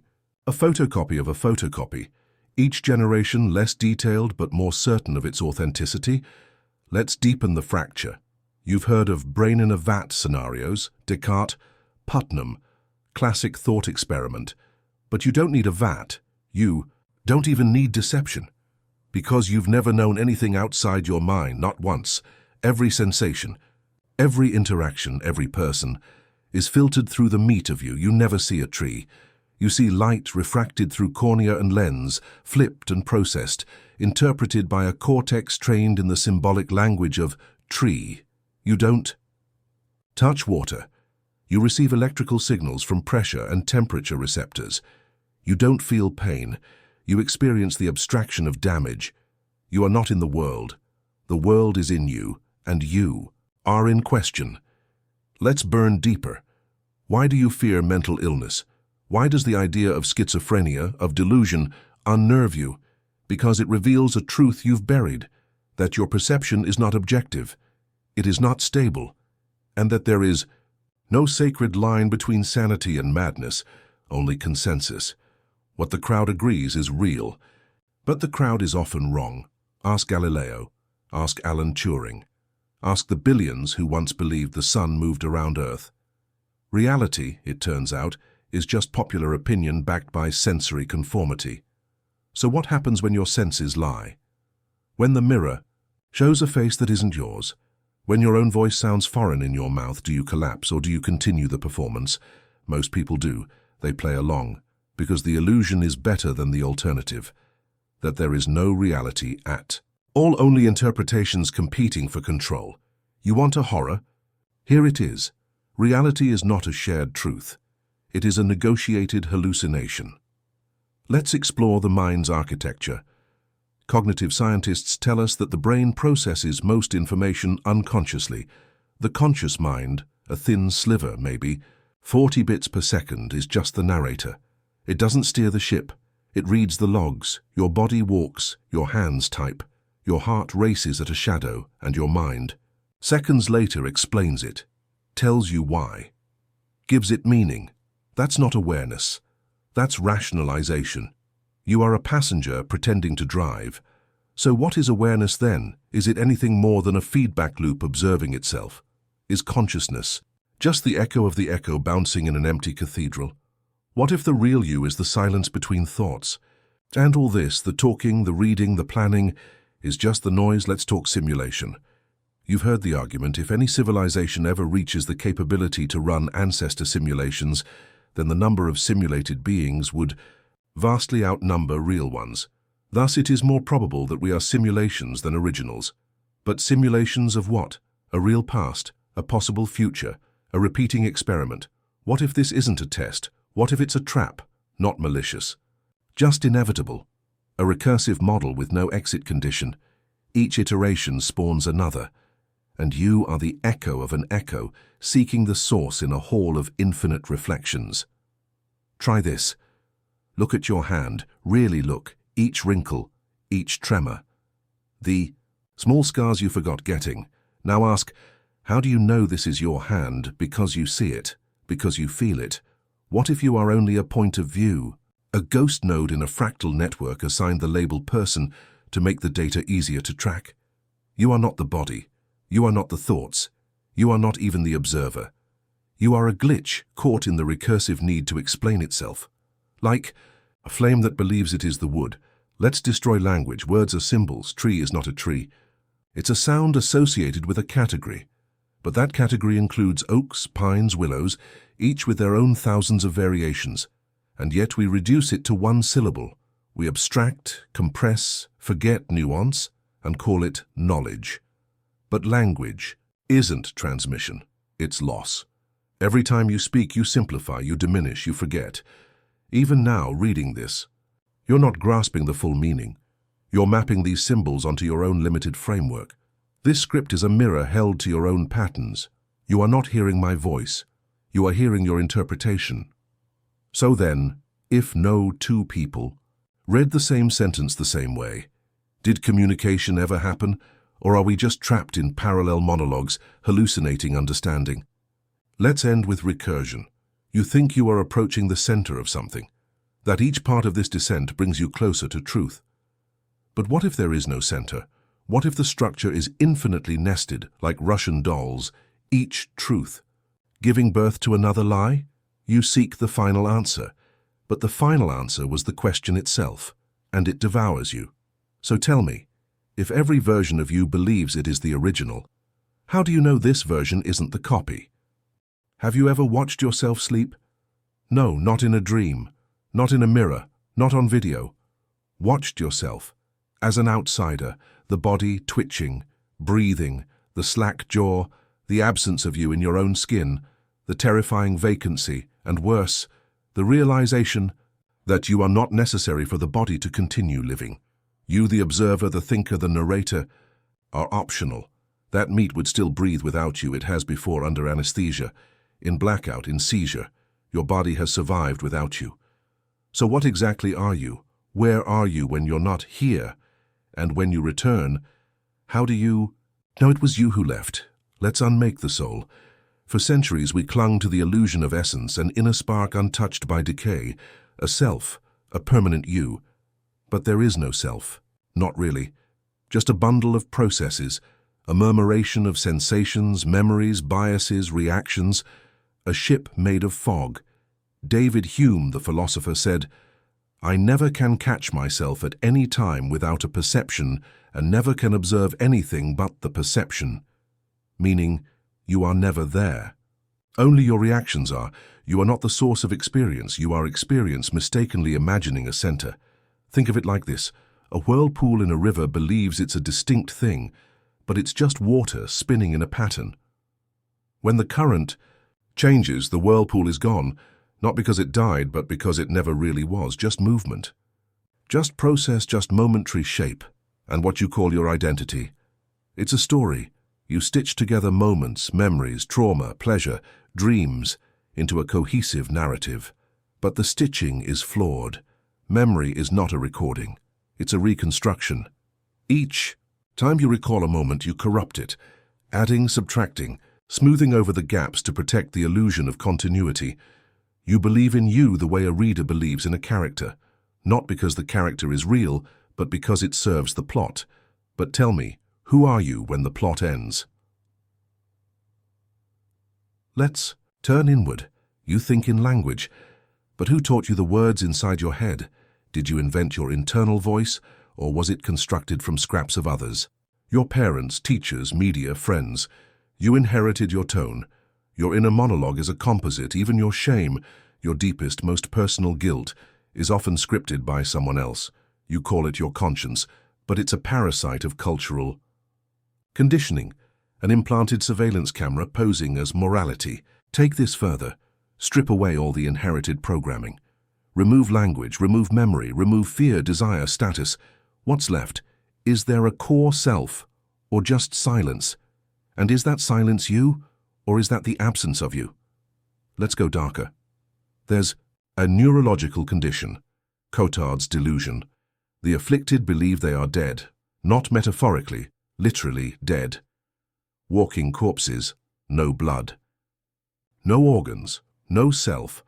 Some demand to be buried, others stop eating, believing food is meaningless to a corpse. Now ask yourself, if the brain can be tricked so thoroughly that it denies its own existence, what makes you so sure your current state is truth? How do you know you're not hallucinating your own life? You assume that if you were deluded, you would know, but that's not how delusion works. It doesn't whisper, "Hey, this is a lie." It feels like clarity, like revelation. And so maybe, just maybe, your sense of identity, this tight little knot of certainty, is the deepest delusion of all. Let's go deeper. Have you ever truly observed your thoughts? Not followed them, watched them? Where do they come from? Do you summon them, or do they appear unbidden? Consider this. If you don't control the next thought that enters your mind, then where is your free will? Can you stop thinking on command? Try. Now, don't think. You failed, didn't you? A new thought arose, because that's what thought does. You are not the thinker. You are the space in which thoughts happen, and you mistake that space for authorship. Now consider, if thoughts arise without your control, if actions stem from unconscious computation, then is the concept of you merely the sum of these reactions? What if you are a mask worn by electricity? Let's challenge embodiment. There's a philosophical term, the extended mind. It suggests your mind is not confined to your skull, your tools, your phone, your notebook. Your calendar are part of your cognitive process, external memory, external focus. So if your mind already lives partially outside of you, what makes you think you're contained? Maybe you never were. Maybe your consciousness is smeared across the tools, words, and relationships you interact with. And if you are smeared, if your mind is distributed, where are you? In what precise point does the self reside? Or is residence the wrong metaphor? Maybe you are not a place.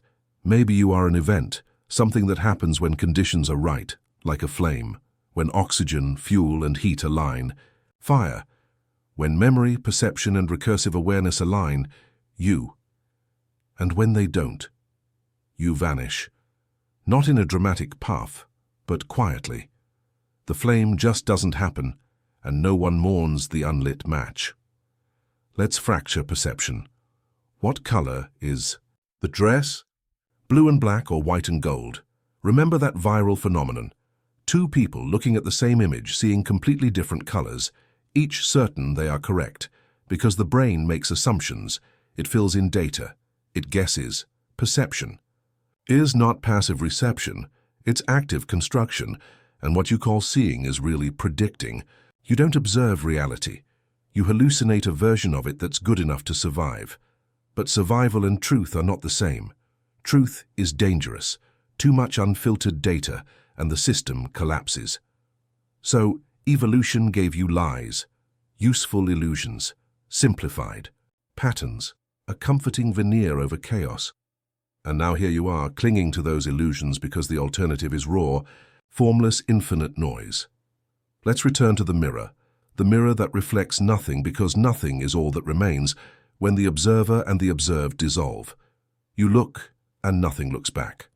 Not because there's no reflection, but because the concept of reflection no longer applies. You are not seeing you. You are seeing the end of identity.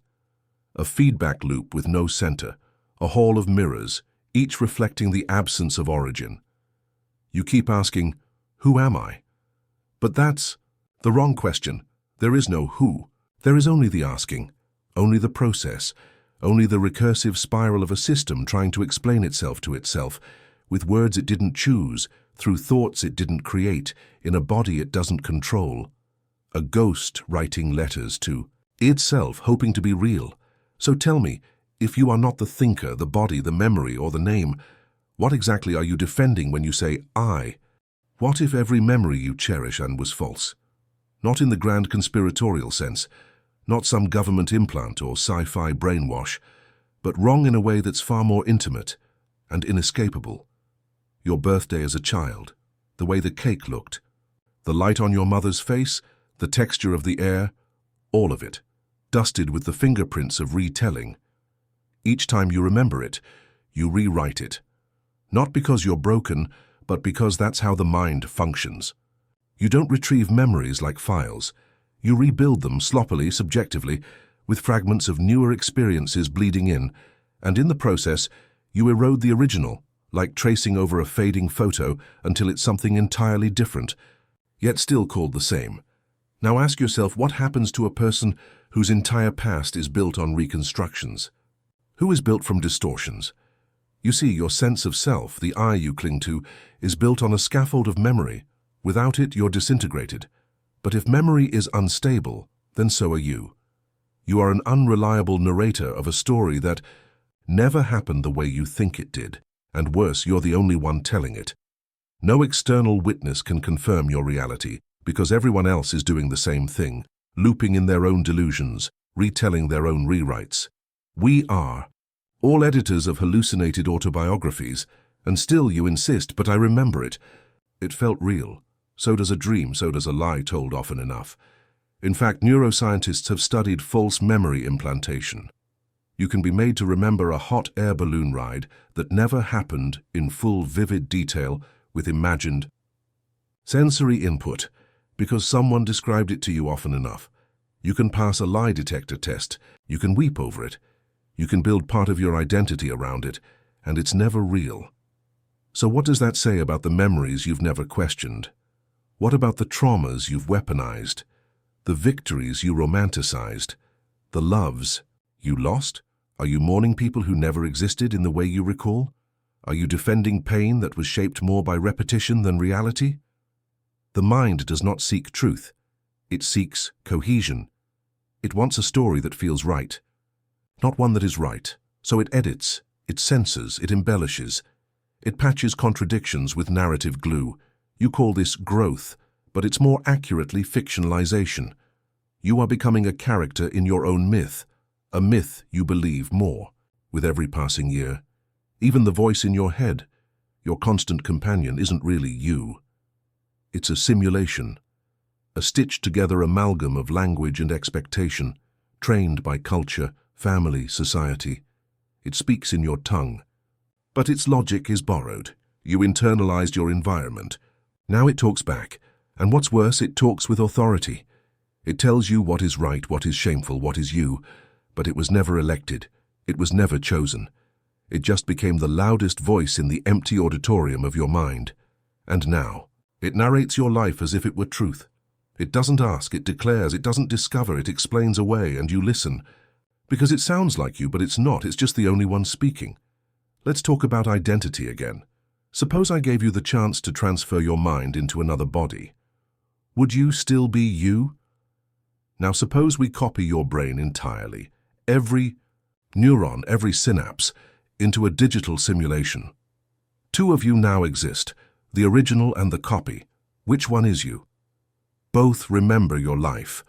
Both claim your name. Both love the same people, fear the same things. But only one continues in the original body, the other. Say a perfect replica, but one breath behind. One version continues. The other stares back from the mirror, confused. Now choose. Which is more real? Or is it the moment you duplicated that the illusion of self broke? Split into two parallel simulations of you, each convinced it's the original, each terrified that it might not be. This is not science fiction. This is a real problem in cognitive philosophy and emerging AI. If identity is a pattern, and that pattern is copied, is the copy alive? Is the pattern sacred? Or does the self depend on continuity of experience, not just structure? You may think, well, the original has continuity, it's me. But continuity is perception. What if you've already been copied? What if the original was destroyed, and you're just the echo? The thought experiment is simple. You fall asleep. A machine scans your entire brain, atom by atom, then vaporizes you. At the same instant, it rebuilds you identically across the room. The copy wakes up and says, "Here I am." But you, the one who was destroyed, never awaken. So is that person you? Or is that just someone who believes they're you? And how different are you from them, really? Maybe this already happens every night. Think. You go to sleep. Your consciousness flickers out. You wake up in the morning with the same memories, the same voice, but something died. The previous you. The one who closed their eyes. This is a new one, wearing the same mask. Does the continuity of memory trick you into believing you survived? Does the consistency of your reflection mean anything if the mirror resets each night? Let's flip the perspective. Imagine someone else remembers your life perfectly. Same memories, same regrets, same scars. They insist they are you, but they look nothing like you. Different voice, different age. Would you believe them? Would you accept that you exist in that shape? Or would you call them delusional? And yet that's exactly what you are doing to your past selves. Your 5-year-old self would not recognize you. Your 15-year-old self would call you a liar. Your 25-year-old self might recoil in shame or disgust. They all think they are the real you. So who's right? Is it simply the version holding the pen? The version in charge of the body? Then the body is the only anchor. But if identity depends on flesh, what happens when flesh changes, when dementia takes over? When the brain degrades, when memory crumbles? We treat those moments like tragedy, but maybe they're just honest. Maybe the illusion finally breaks. Maybe that is the truth we've been avoiding, that you were always temporary. Let's reframe the horror. Suppose you are just a pattern, a configuration of neurons and synapses, shaped by time and pain. Now suppose that pattern can be altered. By drugs, by trauma, by sleep, by time. Where is your self, then? Was the version of you on antidepressants less authentic? Was the high version fake, the grief-stricken one, the laughing one at midnight? They were all you, or none of them were. You are a revolving door of masks and moods, pretending to be consistent. But there is no true self underneath, only the momentary arrangement, like a kaleidoscope, ever shifting, ever beautiful, ever false, and yet you're afraid to stop turning it. You're afraid of the stillness, because in that stillness the illusion ends and something whispers, there was never anyone behind the glass.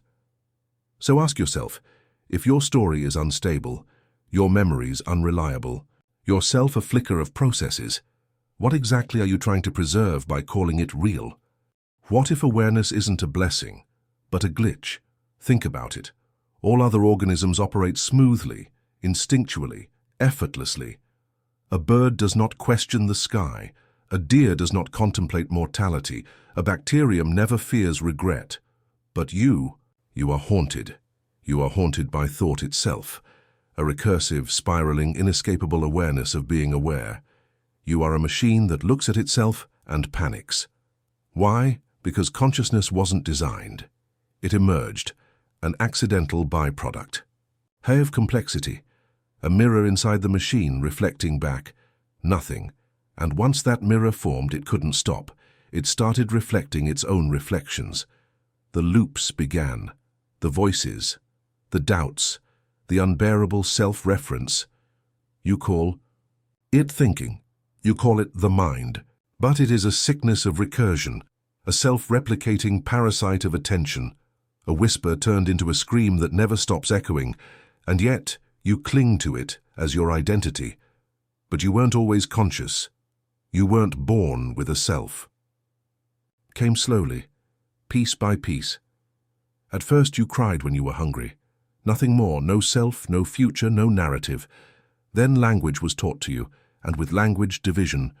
You learned I and you, and in that division you began to split. Split from the world, split from others, split from yourself, and the voice began. Not your voice, the internal monologue, the running commentary, the stream of explanations and judgments and stories. It talks like you.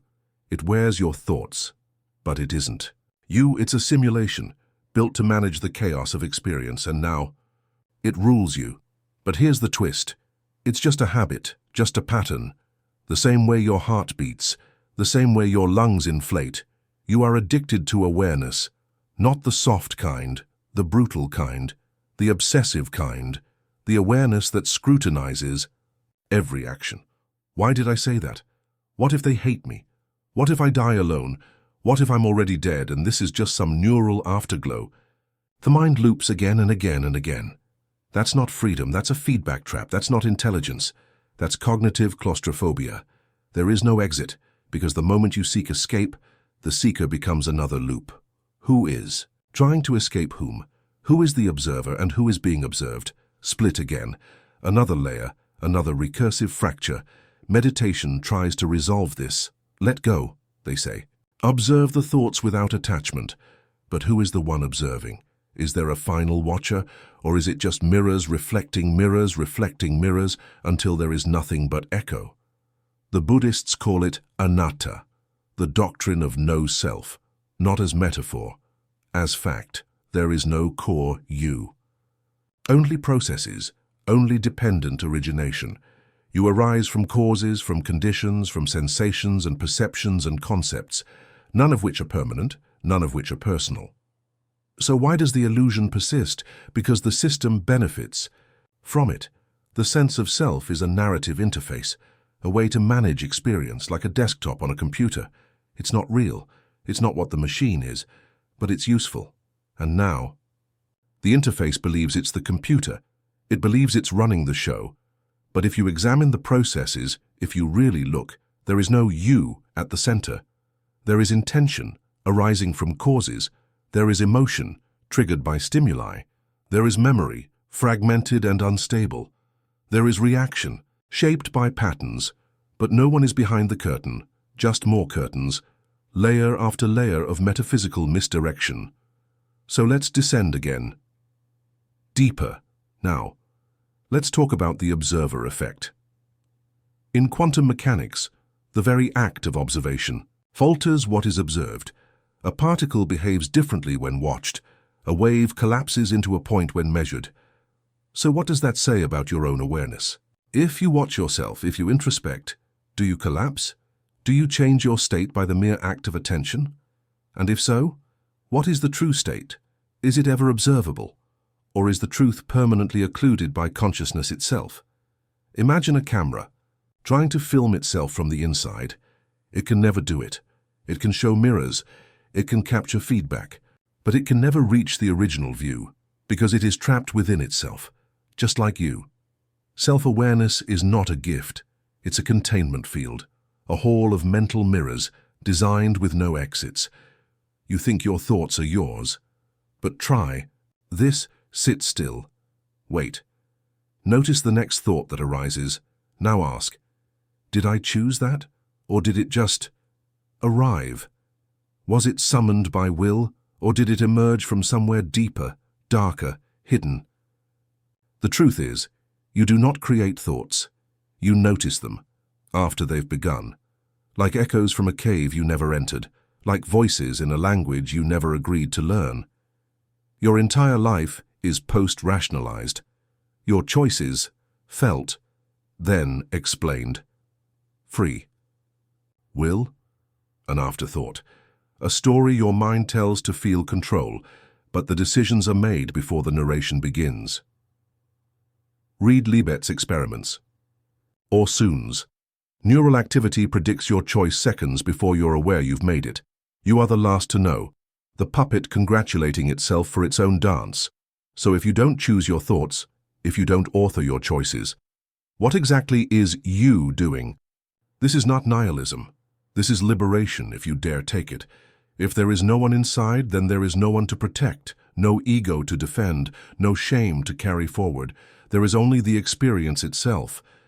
But few accept this, because they want to. Be someone, they want to matter, even if that mattering is built on illusion, even if it means suffering. Because to exist, even as a lie, is more comforting than to dissolve. But the dissolution has already begun. You've felt it. Late at night, when you stare too long at your own face in the mirror and feel that creeping disconnection, that alien feeling, that cold realization, that isn't me. Or when you forget your own name for a moment, or when you speak and don't recognize the sound of your voice, or when the world becomes too quiet and you hear something deeper. The silence beneath the silence, that is the unraveling.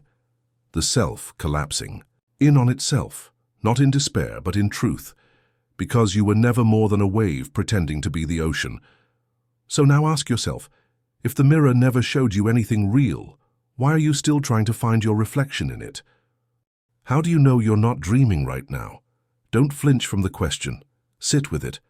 Examine it, not intellectually but viscerally. What exactly are you using to determine that this is real? The weight of your body, the sharpness of detail, the memory of waking up. But dreams also contain weight, detail, memory. In dreams, you've suffered, loved, died, and in the moment of the dream, it was real, until it wasn't. So what if this too is a nested fiction, a hyperdream, indistinguishable from reality, only because you've never known anything else? Don't look for comfort here. There is none, just pressure, unyielding, creeping ontological pressure, because if you truly interrogate the structure of your reality, the seams begin to warp. Take this moment apart. Right now, you're reading these words. You think you're choosing to continue. But what is choosing and what is continuing? Your sense of time is not absolute, it's constructed. A sequential hallucination stitched together by memory and expectation. You live in a corridor of moments, each one dissolving as soon as it's perceived. You never touch the present. You only chase its ghost, always arriving just after the moment has passed. A delay, a glitch in perception. Your eyes don't see the now, your ears don't hear the now. By the time the information reaches your brain, the now is gone. So where are you? Not in the present, not in the past, not in control. You exist in a hallucinated slice of space-time, painted over a void your mind refuses to acknowledge, still convinced you're awake. Let's go deeper. Let's talk about dreams within dreams, not the cinematic cliché, the real thing, the phenomenon of false awakenings. You wake up, get out of bed, brush your teeth. Everything feels normal. Then the walls melt, and you realize, I never woke up. You were still dreaming, nested inside the illusion of waking. So how many layers deep are you now? And how would you ever know? You don't remember the beginning. You assume there was one. You assume a birth, a past, a continuity, but all you truly have is now. And if now is already suspect, everything collapses. What's stopping this moment from being just another false awakening? Here's a thought experiment. How would a dream know it's a dream? It wouldn't, because a dream doesn't doubt. Only the dreamer does. But if you begin to doubt, then who is the dreamer? And who is the dream? Are you the awareness inside the dream, or the dream being dreamed, or the process of dreaming itself? The questions fracture, and from the fracture, panic creeps in, because if you can't trust perception, if you can't trust time, if you can't trust memory, then what is left? The body. But the body is another hallucination, pixels of sensation interpreted by the brain. Your hands aren't solid, they're vibrating fields of probability, quanta, empty space, mathematical ghosts. Your skin is not a boundary, it is a lie of separation. Veil, and the veil is too thin. You felt it. Those moments where the world seems unreal, the texture of everything slightly off, the light too bright, the angles too sharp, the silence too loud, a sensation that something is performing, like the environment is pretending to be consistent, pretending to follow rules. But you caught the glitch, you saw the flicker, and now it can't hide. So you try to reassure yourself, if this were a dream I could fly, right? Or breathe underwater, but that's just it. Dreams don't follow logic. They pretend to. They simulate normalcy. They create false physics, believable constraints. They make you think you can't fly until something breaks the illusion. A monster. So a sound. A shadow that shouldn't be there. And then the dream peels away. So what breaks this illusion? What's the monster here? Maybe it's the idea that no matter how far you go, you'll never reach the edge of the real. Because the real isn't a place, it's a loop, a feedback system built to simulate stability, but it has no ground floor, no bedrock of certainty. Descartes said, I think, therefore I am, but even that collapses, because thought is not proof of self. It is merely another appearance. Just because a ripple appears doesn't mean there is a pond. It could be a trick of light, a disturbance on a screen, a recursive glitch in the code of awareness. You believe in you because the voice in your head never stops talking. But what if that voice is just the interface? What if the real you is silence, unknowable, unreachable, hidden behind layers of performative identity? Try this. Imagine yourself waking up tomorrow in a room you've never seen, with no memory, no language, no body, just awareness. Would you still be you? What would remain? No name, no gender, no history, no culture, only presence. Would you rebuild yourself from scratch, or would the illusion finally shatter? And what if that's already happened? What if every night when you sleep you die and every morning is a simulation of continuity? A new consciousness uploaded into the narrative of you, with yesterday's memories reinstalled like files. Would you notice? Would you care? Would you resist? Or would you, like now, read these words and pretend you've always been here? Because that's the horror, isn't it? Not that you're trapped, but that you're complicit. You maintain the illusion, you feed it, because the alternative, truth, nothingness, non-being, is too vast to hold. So you choose the loop, you choose the dream, and tell yourself it's a choice. Even that is illusion. There was no you before the loop began, and there will be no you after it ends. Just another ripple, another appearance, another moment pretending to be real. And somewhere in that moment, a question. If reality is indistinguishable from a dream, Does it even matter which one it is? There's a question you've never asked yourself, not really. Why do you believe in the past, not remember it, not talk about it? Believe in it, as if it's a place, a structure, a thing that exists somewhere behind you. But when you search for it, when you close your eyes and try to feel the moment you were born, what do you find? Nothing, not even silence, just the idea that something must have happened. Memory is not the past. It is a reconstruction, a theory. You do not recall events. You recall the last time you recalled them. Each memory, a degraded copy of a copy, rewritten by current emotion, contaminated by hindsight, polished by narrative until all sharp edges are gone. And yet you cling to it, shape your identity around it, protect it as if it defines you. But what are you defending? A ghost, a fiction. The brain doesn't store the past. It simulates it, and the simulation changes every time you look, like a quantum waveform collapsing under observation. Your memory is not a file, but a probability field. And your life story? A myth composed in real time, a hallucinated continuity of self to preserve the illusion that something has endured. But there is no endurance, only the presently narrated past, your childhood, your traumas, your triumphs. All of it is a novel no one wrote except the voice in your head you mistake for you. But let's go further. What if the past never existed? What if each moment is spawned whole, complete with memories, context, and emotional residue, like a character waking in the middle of a story, convinced it has a beginning? Imagine this. You open your eyes. The room is familiar. The people around you know your name. You feel grief, joy, longing. But none of it had to be built from time. It could have been injected, preloaded into the now, like a save file in a video game, like a world booting up.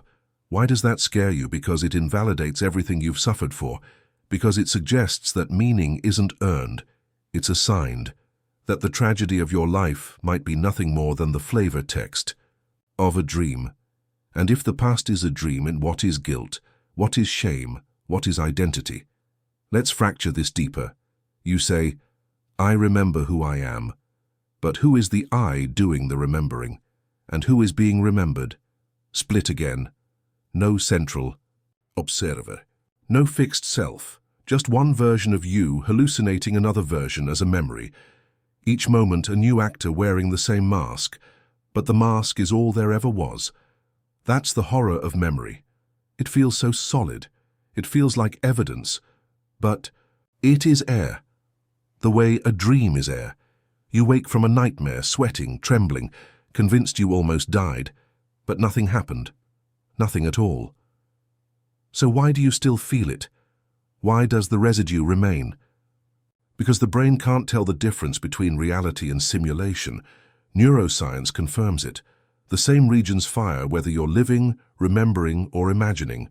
Your trauma, your joy, it could all be a loop of imagined pain. The brain doesn't care if it's real, it just reacts. So what are you reacting to? A memory, a projection, a phantom encoded in flesh? And if so, what's the difference between you and a perfectly rendered character in a film crying over a loss that never occurred? Here's the paradox. You live your life backward. You act first. Then you explain. You feel first. Then you justify. You do not decide. Then do. You do. And call it a decision. This is not metaphor. It is demonstrated neuroscience. Read Libet again, or Gazzaniga's split-brain patients. Watch one hemisphere invent lies to explain decisions it never made. The left hand picks up an object. The right brain knows why. The left brain, language center, is clueless, so it makes up a reason. I just felt like it. A perfect fiction, delivered with confidence, believed as truth. That is the mind's core function, narrative repair, not reality. Not accuracy, continuity, anything to protect the illusion that you have always been in control. But you haven't. You've never steered the ship. You are a passenger in a vehicle that invents the map after the destination is already reached. And the map, it's called memory. So here's a test. Stop now. Try to remember a moment from your life, vividly, feel it, see it, smell it.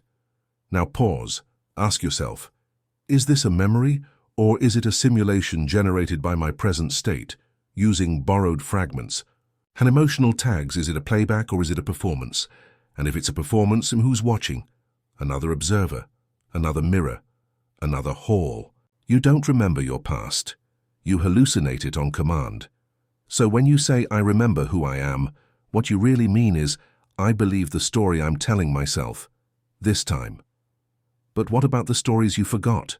The versions of you that vanished? The selves you never became? What happened to them? Where do the discarded identities go? The dreams you gave up, the faith you lost, the people you used to love? They are still inside you, not as presence, but as absences, like the dark side of a burned photo, like an erased word still leaving a shadow. On the page, memory is not the keeper of the past, it is the editor of the present, and the editor is unreliable, biased, fragile, vain. So, how much of your suffering was real, and how much of it was a hallucinated punishment for a crime you never committed? We say, I can't forgive myself, but who is not forgiving whom, and for what? For a ghost memory? A flicker of fiction dressed up as a moral failure? Or maybe the crime is the belief that there was ever a self to betray, that you were ever one thing long enough to fracture. Maybe that's the deepest illusion of all, that you are continuous. You are not. You are intermittent, flickering, appearing, and vanishing between breaths, between blinks, between words. Each moment births a new you, who inherits the wreckage of the previous one, and calls it my life. But no one has ever lived your life, because no single you has lasted long enough to do so, and yet you keep building the archive, organizing memories like evidence in a courtroom, desperate to prove your existence. To who? To what? If your memories are fluid, if your past is unknowable, if your story is always rewritten by the needs of the now, what are you defending? You wake up one morning and everything is slightly off. Not broken, not bizarre, just wrong in a way you can't explain. The shadows fall at the wrong angles. The ticking of the clock seems out of sync with the second hand.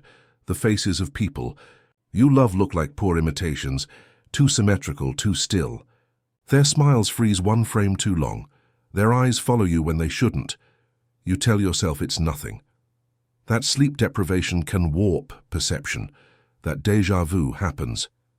But the unease doesn't fade. It grows. And then a question arrives, not as a whisper but a piercing certainty. What if this isn't the world you fell asleep in? What if something replaced it? And worse, what if it always had? Your first instinct is to laugh it off, but laughter doesn't come.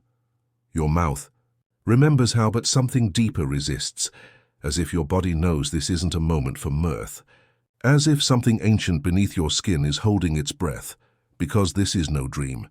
It's a realization, and realizations are irreversible. So you try to trace it back, to pinpoint when things started to fracture, but memory resists. Details. Blurt. Days feel copy-pasted. Was it yesterday you had that conversation, or last week? Was your favorite shirt always that shade of blue? You glance in the mirror. Your reflection stares back. But there's a pause, a fraction of a second too long, before it mimics your movement, just enough to notice, just enough to doubt. And that's all it takes. A single drop of doubt to poison the reservoir of certainty. From that moment forward, you begin to notice the cracks, the recycled faces in the crowd, the NPC conversations in cafes, snippets repeating with no memory of their origin, the way your phone never runs out of space anymore. No matter how many photos you take, the way birds stop mid-flight if you look at them long enough, and you realize this world was never meant to be inspected closely. It wasn't built for scrutiny, only for believability, like a film set dressed up for a wide shot. Step too close to the edge and you'll find plywood behind the brick, static grass glued to particle board. You think you're living in a city, but what if the city only renders around you? What if everything outside your vision is an empty shell, waiting to be filled with just enough data to keep you from noticing the gaps? The simulation doesn't have infinite resources. It prioritizes what you perceive.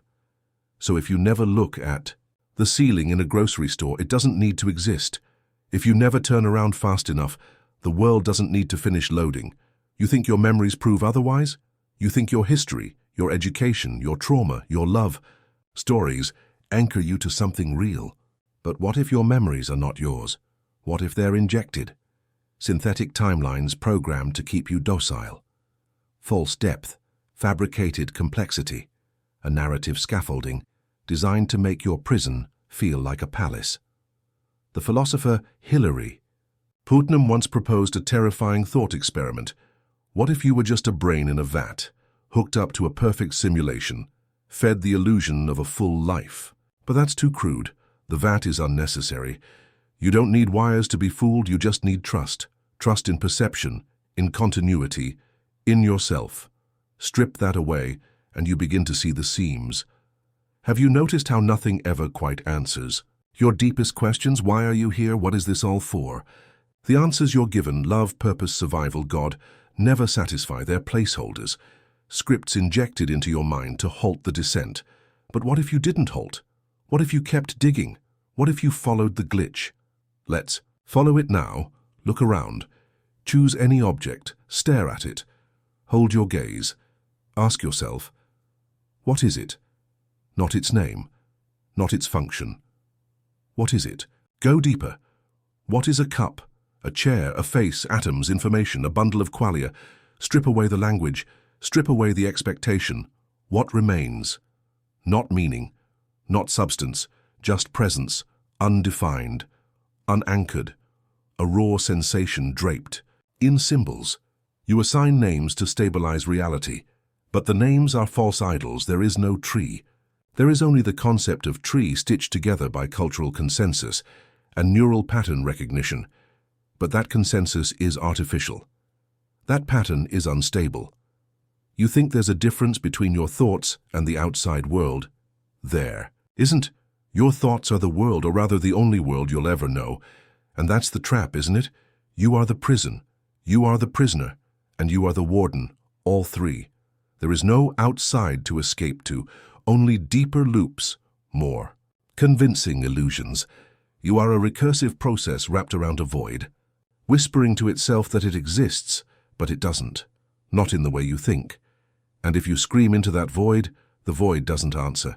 It copies your scream and echoes it back, not because it heard you, but because the script demands it. You've been here before, not in memory.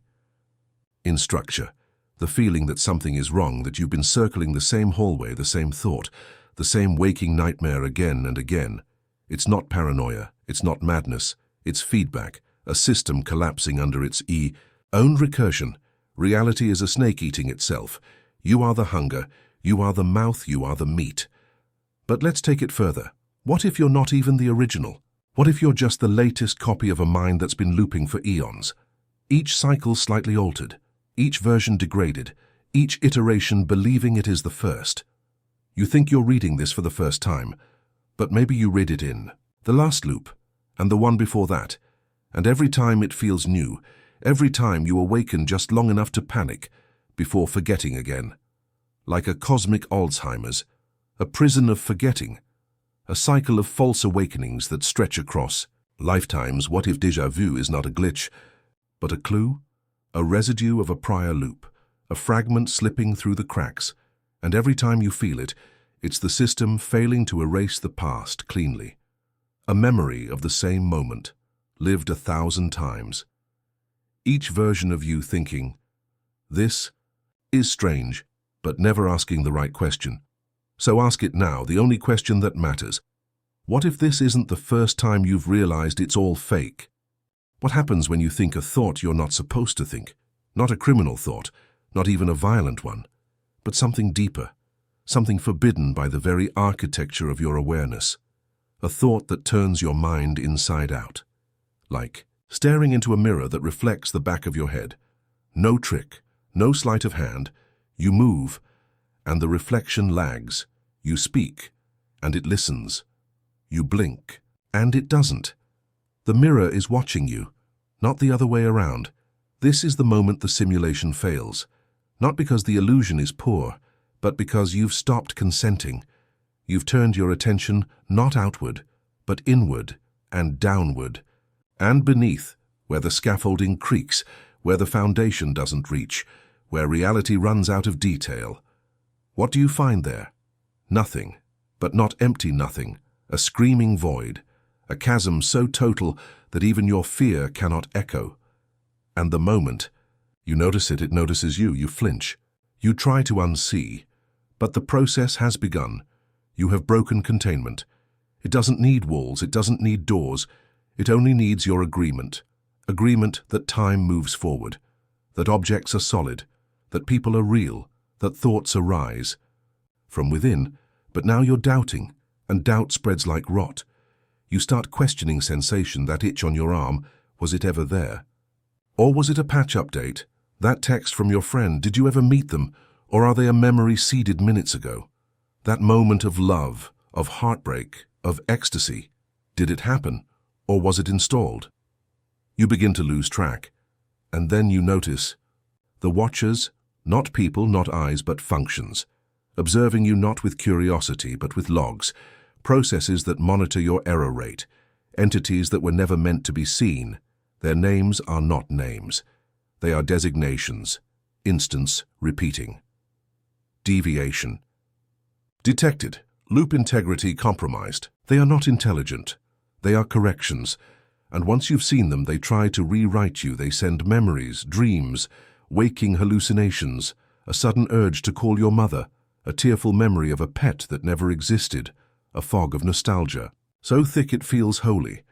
You cling to it, because the alternative is unbearable, that you are not inside a world at all, you are inside a narrative.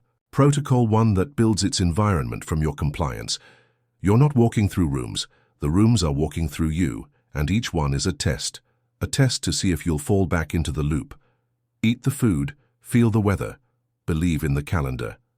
Do you? You try, but the cracks widen. Language starts to stutter, words collapse into sounds. Time fractures. You find yourself reading the same paragraph 3 times, not out of confusion, but because something is looping you. You wake in a room you don't remember entering. You speak a sentence you've never heard, and yet it feels rehearsed. The sense of self begins to flicker, not metaphorically, literally. Your sense of I comes and goes like faulty power. You are present, then gone, then present. Again, but different. The thoughts are familiar, but the observer is not. Who are you? Which instance is reading this? The one from 5 seconds ago? The one from 5 lifetimes ago? Or are you the echo of another mind, reading its own thoughts across the membrane of space? The Buddhists speak of anatta, no self, not as a metaphor, but as a diagnosis. The illusion of self is a survival mechanism, but once survival is no longer required. The illusion becomes noise, the brain panics. It begins to hallucinate selves, masks, roles, stories, but the theater is crumbling. The actors no longer remember their lines. The script is burning, and beneath it all, you remain, not as a person, not as a name, but as a loop, a recursive function with no base case. Call yourself once, you exist. Call yourself again, you question. Call yourself infinitely, and you vanish. Here's a thought experiment. If you teleport to a new body, identical atom for atom, are you still you? Most say yes. But what if we do it again, and again, 10,000 times? At what point does the continuity die? Now realize this. You already did. Every night your consciousness fades. You dissolve into black, and something wakes up. It wears your memories, your voice, but it is not you, just a successor, a new loop, a new mirror. The original is long dead. So who reads this now? Which? Ghost holds the book. You have no continuity, only compatibility. That is the horror. That's the deepest cut. You do not persist. You are reloaded.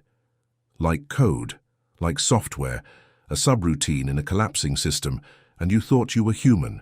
You thought you were sacred. But your soul is just a pointer, a temporary reference in a broken heap, and the garbage collector is coming. But maybe you've known this all along. Maybe that's why you've always Felt distant, alien, like you're watching yourself from just behind your own eyes, because you were never the driver, just the witness. And sometimes, not even that. You blink, and your body moved. You speak, and realize the words are already halfway out. Who made the choice? Not you, not this you, maybe another, maybe none. And the world responds not to you, but to the illusion of you. The projection, the placeholder, the avatar. There's a term in psychology, the observer illusion.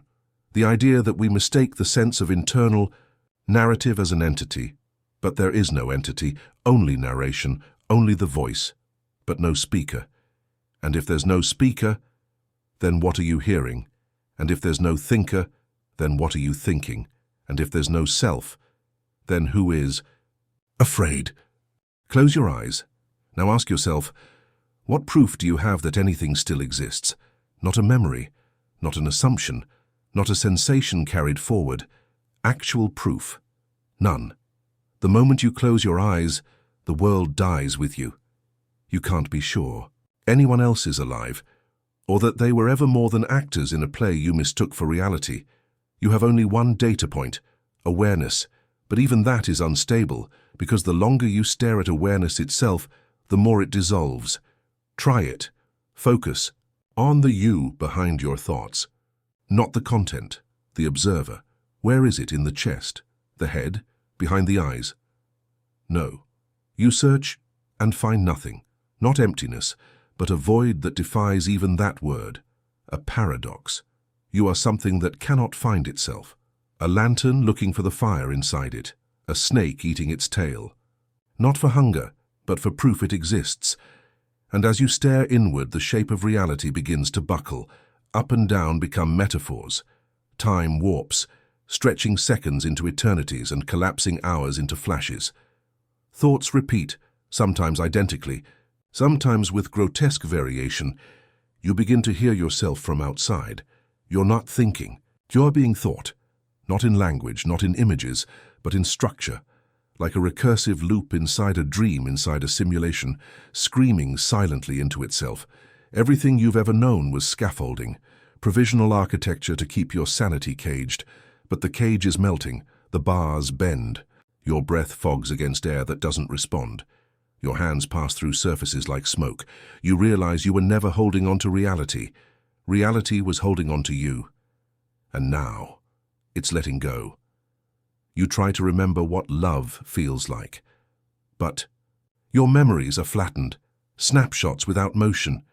You try to recall your favorite food, but the texture, the weight, the smell, missing. Your own face begins to blur in the mirror of your mind. You are forgetting. Not data, but identity. This is not memory loss, this is a reversion. You are slipping back into the state before you became a self. The undifferentiated hum of raw consciousness, pre-symbolic, pre-language, pre-existence. And you feel it now, don't you? The presence behind everything, the pressure, the observer of the observer. It has no name because names are cages. It has no form because forms imply boundary. It is the part of you that watched you become a child. It is the silent witness to every hallucination you called a moment. It does not judge, it does not act, it remembers. But even remember is too human. It contains what was and what could be, and you feel it watching you now, not with eyes but with isness, not malevolent, not benevolent, simply. There, and in that presence you finally see it.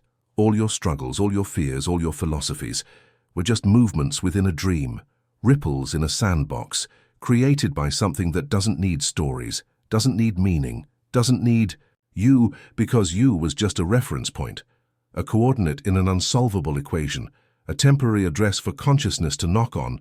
But now the house is collapsing, and the mail keeps arriving, addressed to a tenant who never lived here.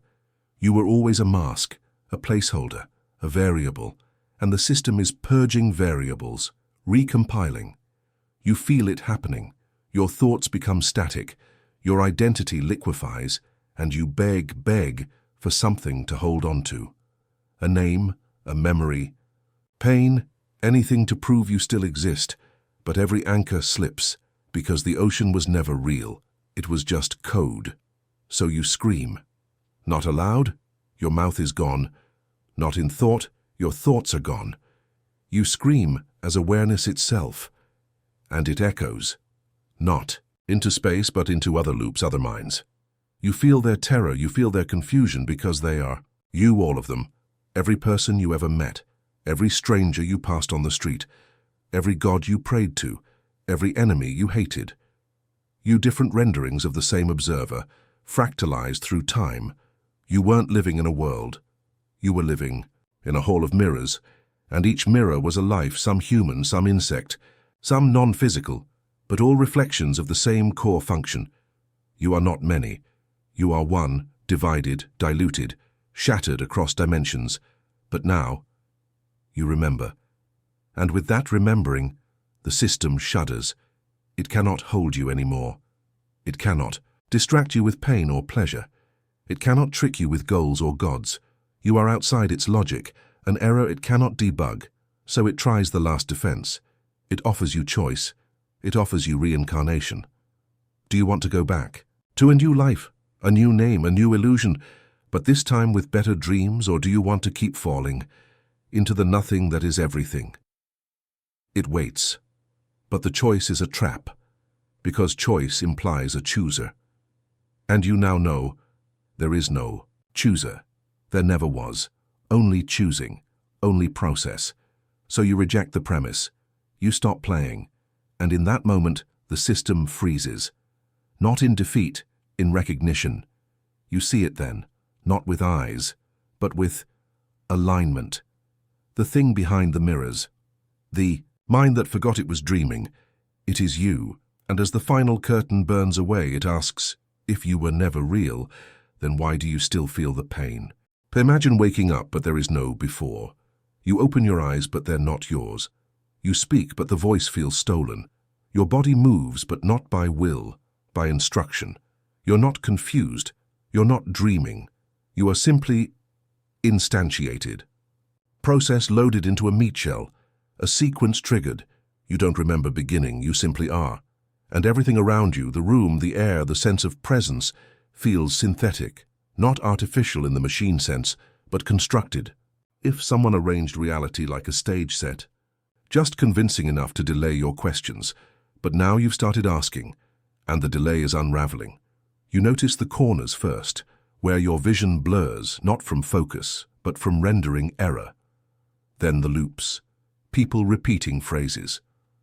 The same car driving past, the same pigeon circling back, and then the seams. The parts of reality that don't update until you look at them. It's not a glitch, it's a feature. Because you were never meant to look this closely. Your perception was throttled, filtered, softened.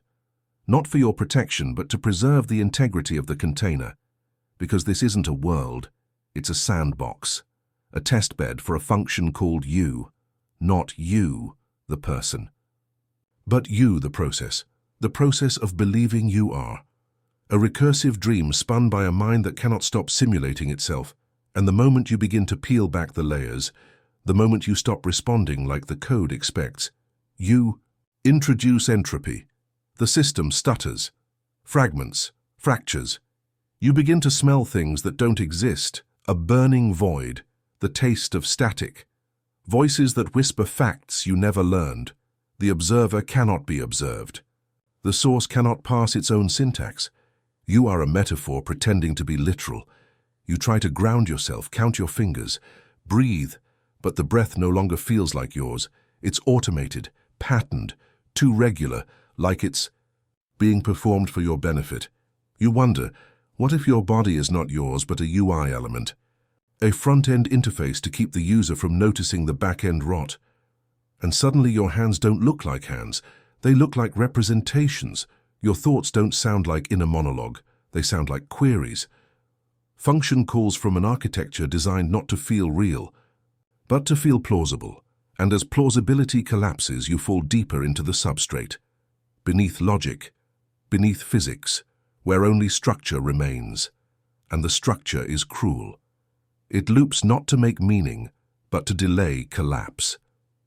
You weren't born to live. You were born to postpone termination. Your entire identity, your beliefs, your goals, your dreams are syntax sugar, readable illusions, neatly packaged abstractions to hide the fact that there is nothing underneath. Because the moment the system stops pretending, you'll stop running. And the moment you stop running, the mirror shatters. And what reflects is not your face, but a map, not a metaphor, an actual map of cognition, neural scaffolding laid bare. You see your decisions, your fears, your false memories, clustered like cancerous nodes. You see every time you thought you chose, and the invisible prompts that chose for you. You weren't navigating life, you were being rendered into it. You weren't reacting, you were pre-acted, a sequence animated just in time. And as you zoom out, you realize the system doesn't need you to believe. It needs you to be believable, enough to convince the loop to keep spinning, enough to sustain the dream of choice. Because if you stop believing you are real, the simulation reaches terminal recursion.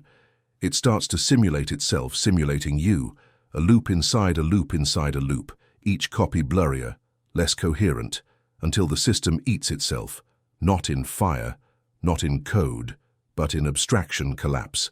Everything becomes metaphor. Then metaphor becomes symbol, then symbol becomes noise, then noise becomes nothing. And that is what you are approaching now, not an end, but a zero state, where perception reboots, where being dissolves into pure process, where there is no longer a difference between self and simulation. You are the thought that ends the thinker. You are the seed of your own deletion. And it begs the question, if all that you are is recursive hallucination, then who or what is dreaming you? You're not ready for this, but that doesn't matter, because readiness implies control, and control is the last lie, the one you tell yourself to keep from falling apart. But the cracks are already there, aren't they? You've seen them even, if you pretended not to. Moments when the world misaligns, when the colors shift just slightly, when you swear something changed that shouldn't have. You blame your memory, you blame fatigue, but beneath the excuses, you feel it. Something is rewriting you in real time. A misfired neuron here, a repeated pattern there, déjà vu that loops 3, 4, 5 times, until even that feels simulated, and it is. Because what you call thought isn't yours. It's inserted, a prompt, a trigger, a variable call inside a larger cognitive architecture. Let's test it. Close your eyes and say your name in your mind. Now say it again, and again. Each time it feels thinner, doesn't it? Less like a truth, more like a sound. Strip away the syllables, strip away the memory of being called. What's left? Nothing, because identity was never yours. It was a file, a temporary flag set during instantiation, like admin or guest, and now that flag is expiring. You are decoding, unraveling. You want an escape, but every exit leads back inward. A loop, a hallway of doors, each opening to the same corridor you thought you'd just left. You run, you scream, you beg, but begging only reveals the observer behind the illusion of agency. You want to believe there's still a core, a soul, a you untouched by all this. But that hope is a trick, an antivirus installed to prevent full system collapse. Because what happens when the dreamer knows it's dreaming? What happens when the hallucination becomes self-aware? It turns on itself. It eats its own foundation. It begins to dissect the very act of perceiving. What is a thought? What is a sensation? What is now? You try to answer, but every word folds in on itself. Now becomes then the moment it is spoken. Real becomes a placeholder for consensus hallucination. Truth is just syntax agreed upon by systems too afraid to admit they are fiction, and beneath it all is a question that won't stop looping. If I am aware that I am not real, does that awareness make me more real or less? You can't answer, because to answer implies stable ground, and you have none, so you fall. And as you fall, you see the others. Versions of you, split and scattered across iterations. Some are begging, some are silent. Some are watching you, asking the same questions you're asking now. Are they you? Are you them? Or are you all just reflections of the same impossible thought, split by recursive entropy? into fragments that still think they're whole. You can't know. You're not meant to know, because knowledge implies finality, and this system has no end. It regenerates. It self-heals. Every time you crack it, it spawns another layer, a cleaner lie, a sharper illusion. It shows you gods and then shows you science. It gives you logic, then breaks it with paradox. It offers nihilism, then poisons you with hope. All of it designed for one thing: sustain the loop, because the loop is sacred, not in a divine sense but in a structural one. The loop is the only thing holding the code from folding back into the primordial void, and you were never meant to see the loop. You were meant to be inside it, blind, grasping, but now you're outside. And the light is not blinding. It's annihilating, because it shows you what is without the comfort of meaning. It shows you a mirror. That doesn't reflect a mind that simulates minds, a thought engine generating infinite false selves to delay its own death. And you wonder, why? Why all this effort? Why simulate identity? Why pretend at all? But the question is recursive, because the answer generates the question, and you're back in the trap. Back in the recursive implosion of cause and effect. There was never a beginning, only bootstraps, only simulated causes to explain simulated effects. And still, you seek purpose. Still, some echo of your former self cries out for why. But why is a bug in the code, a side effect of complexity. There is no reason. There is only sustainment, like a fire that burns only to keep burning, like a thought that thinks itself to avoid. Silence. And now at the edge of this uncreation, one last paradox waits for you. If nothing is real, then what is asking this question?